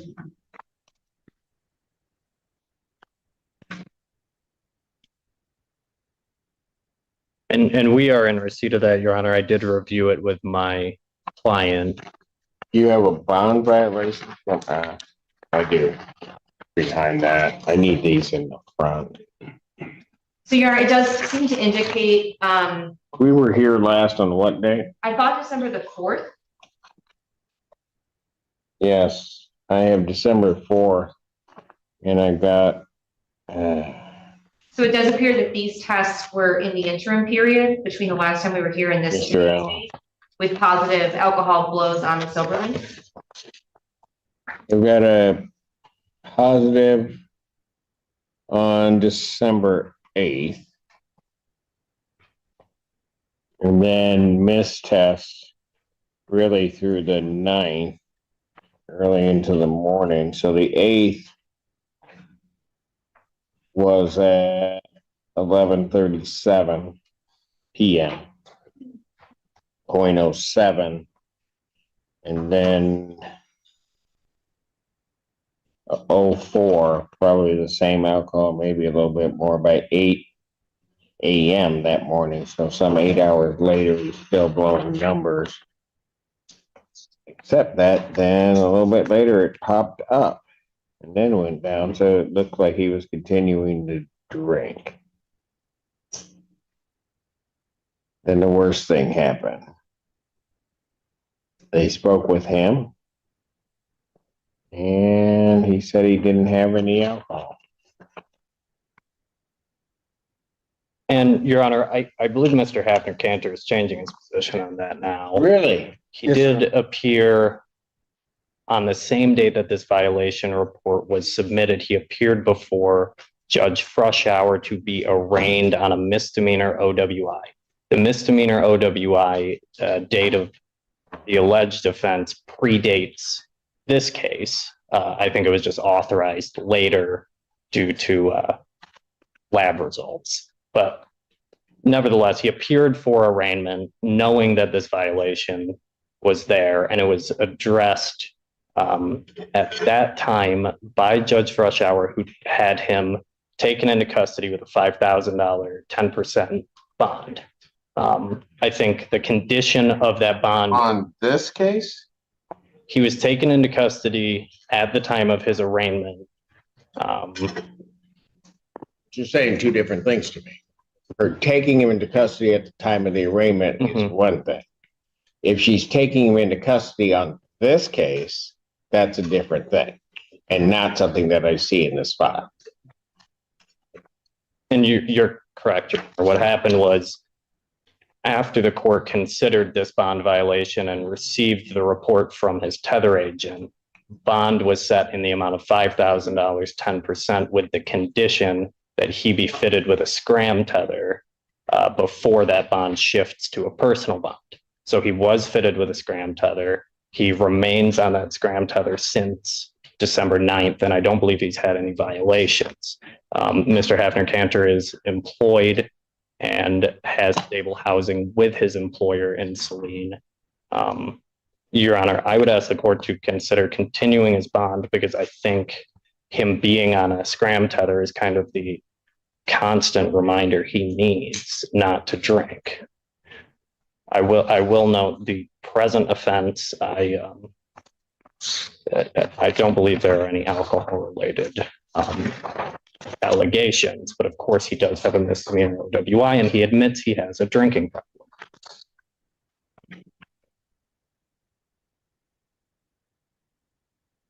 Yeah, but this response from the people. The people are glad that he has now a scram order on the OWI case that's pending before Judge Freshour. However, it's still a violation in this case to have been drinking. I'm not sure. I know the court generally will issue warrants pretty quickly when these things sort of come through. I'm not quite sure what happened here, but no matter what, it does appear. Was there a warrant issued on this one? It does appear to the people that alcohol is a significant problem for the defendant. It appears that SilverLink is not working. So I would ask that the court, at the minimum, order the scram in this case as well. Did he take the ETG? Doesn't look like it from this report. I did not give you one. So there was a warrant issued on this one. Okay. Okay. Is it still out? For Mr. Hafner-Cantor? Yeah. Okay. No, I do not see that warrant. Oh, you do not see that I one. do not see. No. So he was. The report says. I advised him to report to community corrections for an ETG urine test by end of the day. This is on 12/9. He said he had court and only had transportation there. Doesn't have any money to take the urine test.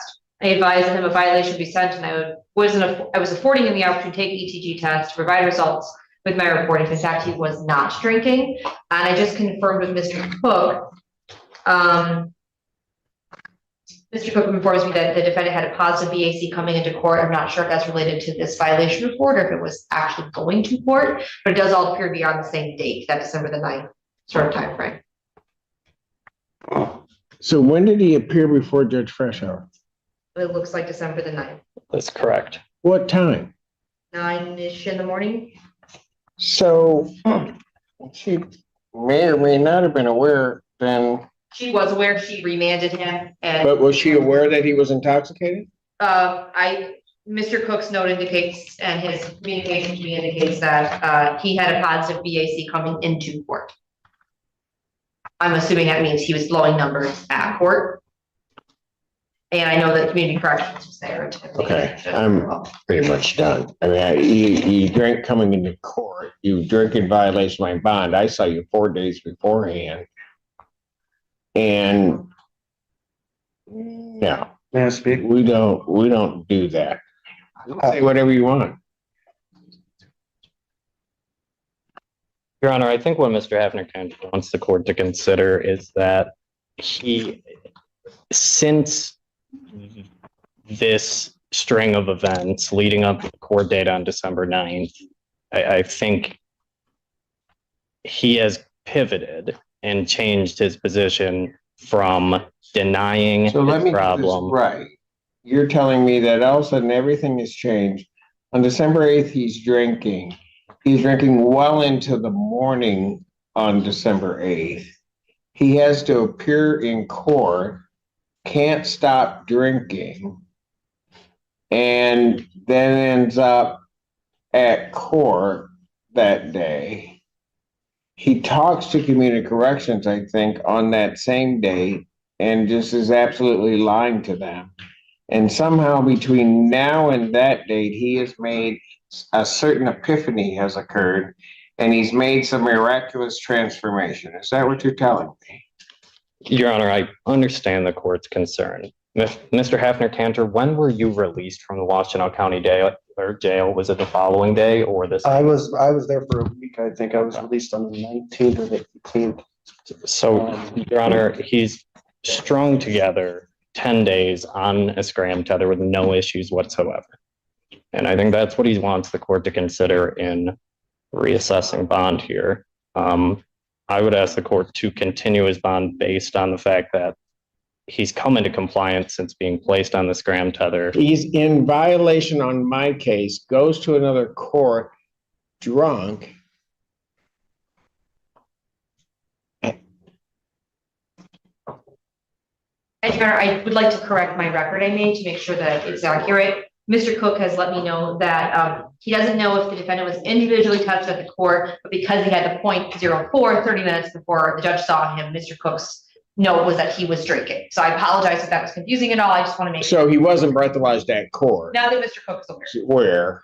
But it's because it was 30 minutes before, there was an assumption that, which is a good assumption. It's pretty fair, yeah. Anything else? Your Honor, I know Mr. Hafner-Cantor's been in constant contact with his community corrections agent, and I know that his 3-year-old daughter, who he takes care of, is his biggest concern. I think he was dealing with some stress regarding a custody situation with respect to his daughter, and He's violated my bond. And then absolute disrespect showed up at another court, still under the influence of his drinking event that violates his bond in this case. And he's appearing at that time on an OWI. And he's not in any treatment. Anything else? Nothing from the view. nothing further, Your Honor. Bond revoked, defendants remanded. Your Honor, Yeah. and The 13th is. and with respect to that date, he does appear in district court on that same date. I'm not sure if the court wants to move it or if the jail would be able to accommodate that District court where? for the OWI case. Well, he wouldn't name until much later. Okay. Which judge is the exam? Thank you, Your Honor. Court calls the case People versus Miguel. Is it Urquiza? I believe it is Urquiza, Your Honor. And then on behalf of people. Assistant Public Defender Donavia Leba on behalf of Mr. Urquiza. And Your Honor, Mr. Urquiza would like to waive his preliminary examination. And if you'd like Your name, sir? Miguel Urquiza.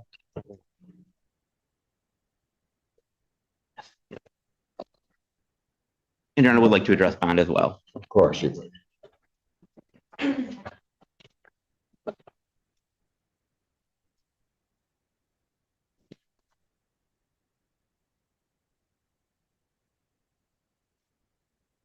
Sir, you're waiving your right to a preliminary examination?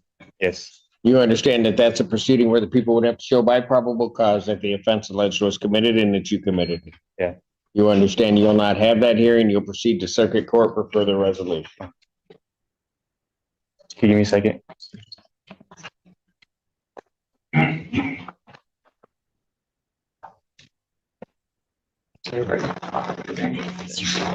Yes. Oh. Oh. How many more of those? I think it's a good decision, but it has to be. Yes. Yeah.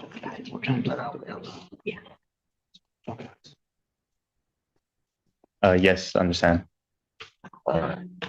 You understand you will not have that hearing, you'll proceed to circuit court for further resolution? Yes. People also waive their right. Yes, Your Honor. Preliminary examination having been waived, defendant is bound over to circuit court on counts 1 and 2 with 3 following. Thank you, and we acknowledge receipt we've now received the information, waive formal reading and stand mute. Defendant having waived formal reading, standing mute, court will enter a not guilty plea as to all charges.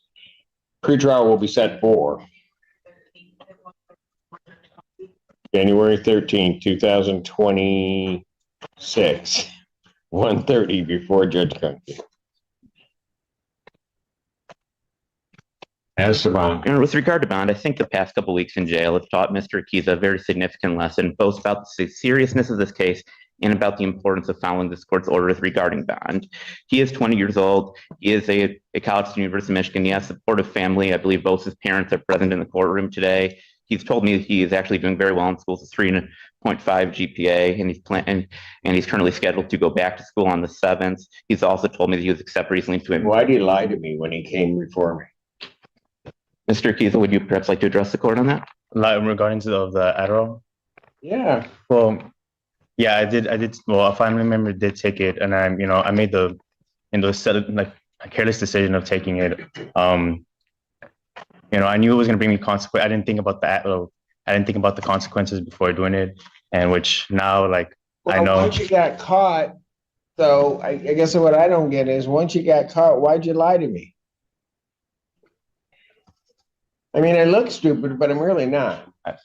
No, I'm not trying to say that, Judge, but after just. Okay, why'd you lie?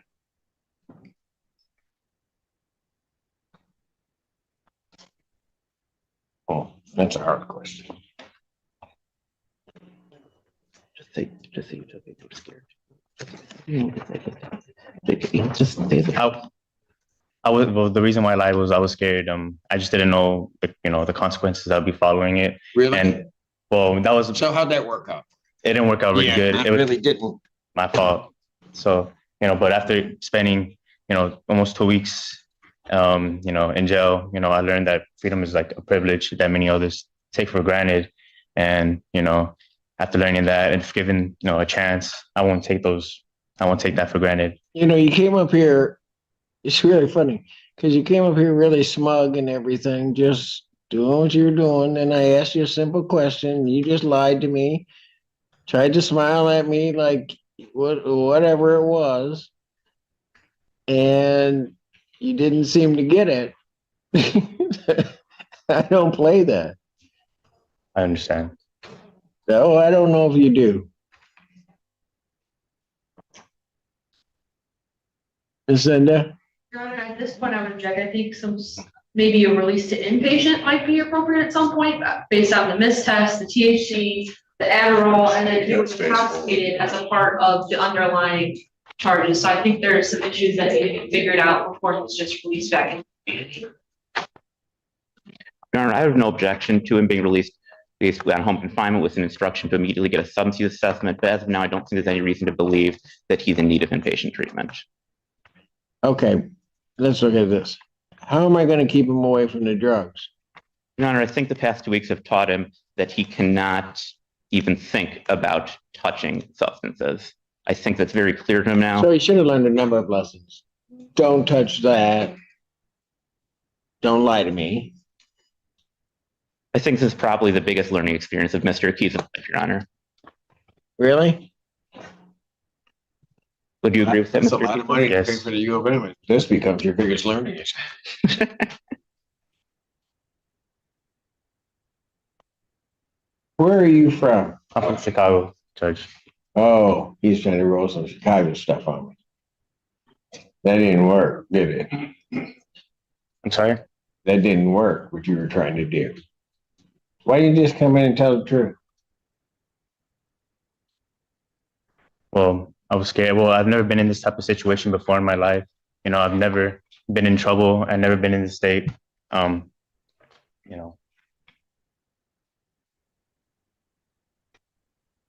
didn't you just tell me the truth? Did you think lying was going to get you anywhere? No. I mean, that's the other part. Did you think it was really going to get you anywhere? No. Why did I have all these missed tests? Because that's the other thing. Your Honor, This one test, but it's positive THC. Right. I'm sorry. I meant to phrase it differently. You don't have a medical marijuana card. I don't. But after my release, I don't know why I showed up positive and negative. You don't know why? No, I didn't. After my release from Washington, I didn't take any edibles or I didn't consume any THC. I obviously knew and learned not to. So how did it get into your system? You're an amoeba. It just absorbed into your system? Why do I get the feeling you're not telling me the truth?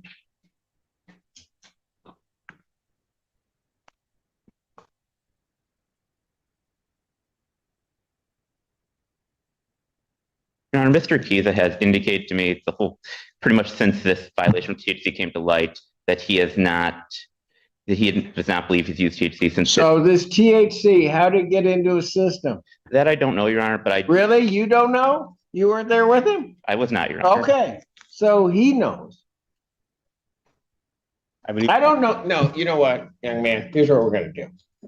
And I hate holding everybody up, particularly the jail. They've been great today getting these people out. I've got some others that are in custody that have to come out. I'm going to send you back. I'm going to do you the favor of recalling your case at some point when you have a chance to speak with your attorney and decide you're going to tell me the truth. I'm not stupid. don't say anything, because otherwise my decision is going to be you're going to sit. Take it back.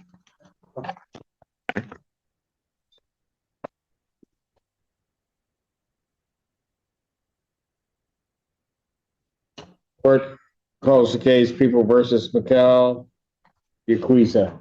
Urquiza. On behalf of the people. Is he ready? Yes, Your Honor, I did speak to him. Think so? I spoke. All right, let's see what happens. Mr. Urquiza, could you please tell the court your name? Miguel Urquiza.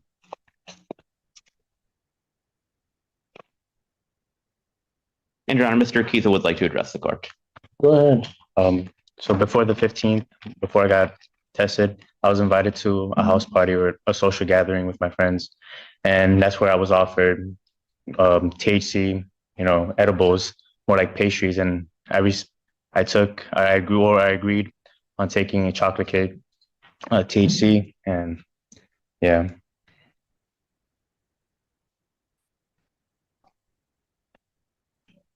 So why did it take all this for you just to say all that? You're right, and that's my apologies.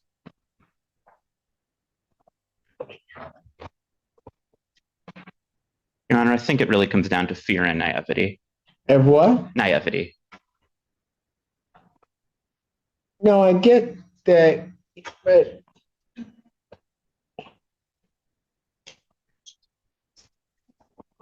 I don't know how naive you have to be to come before a judge and just start lying. I don't even get that. Quite naive, Your Honor.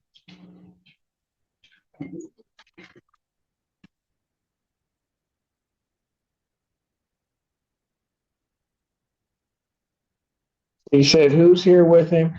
His parents are both here, Your Honor. Those are his parents? Yes, Your Honor, I did speak to them in the hallway and I did see them out in the gallery. Proud moment, I'm sure. Hello, I see. You guys came from Chicago? You kind of heard what he did.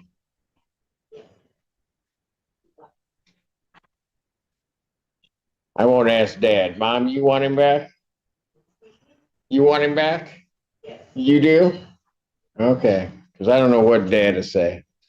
You want him back too? Oh, interesting. So, young man, I know they didn't teach you to act this way, right? They did not teach you to go around lying about everything, did they?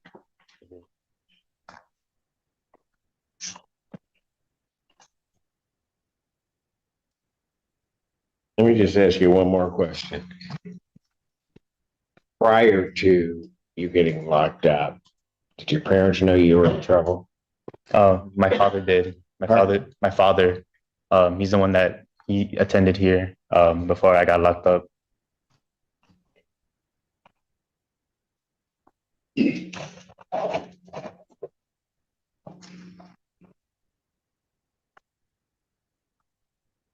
I'll reinstate the previous bond, $10,000. Personal recognizance. I'm going to let him go. Thank you, Your Honor. Young man, life gets a whole lot easier. It stays a whole lot easier. Just tell the truth. Pay the consequences for what you did and just deal with it. And you don't have to go. Thank you, Your Honor. Thank you. Have a good holiday. You do the same. Court recalls the case People versus Kawan White.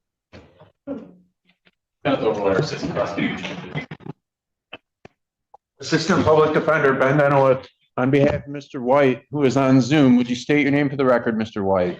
K1 White. Your Honor, we would like to set this matter for exam. Discovery is complete. Yes, Your Honor.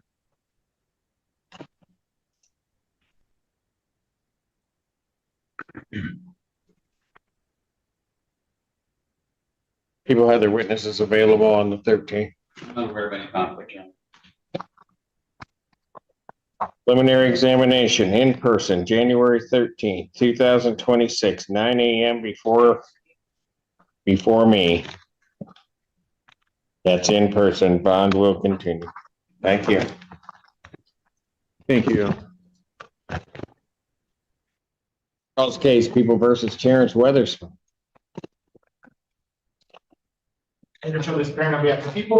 Assistant Public Defender Ben Dunlap on behalf of Mr. Weatherspoon, who is joining me at the podium now. And sir, would you state your name for the record, please? Clarence Weatherspoon. Your Honor, we've worked out a deal involving a waiver and a plea at circuit court in this matter. Correct, Your Honor. My understanding is that Mr. Weatherspoon will waive his right to a preliminary examination. The people will not file a vigil in this matter. And in circuit court, there'd be an offer for a plea to an added count of possession of less than 25 grams of controlled substance. We've got a problem. Mr. Allen. You have his bond violation? I do. So, well, can I address it on the record, Your Honor? Yeah, go ahead. I talked to my client about it. His position is that he was incarcerated. You know, I think he admitted the first violation, to Your Honor. He denies this one, and he's paid, I believe it was $150 for the sample to be retested at a lab.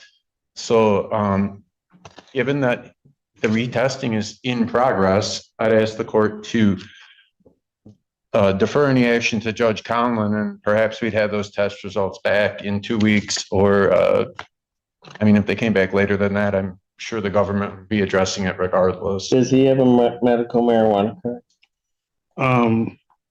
No, I mean, I don't, that was why I had to, last time I asked you, I told you about the appointment, and that was the whole thing. So we trying to get a medical marijuana card right now.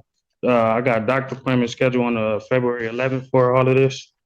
In the cocaine drop, I don't see how it was positive, and I'm supposed to test today too, actually. So I'm trying to figure out how. I don't understand how is it dirty.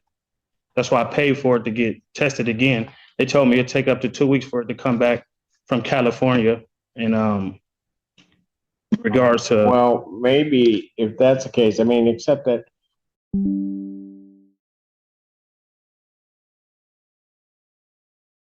Am I back? Can you hear me? Check, check, check. Oh my gosh. Comcast! Comcast! Oh, Lord have mercy.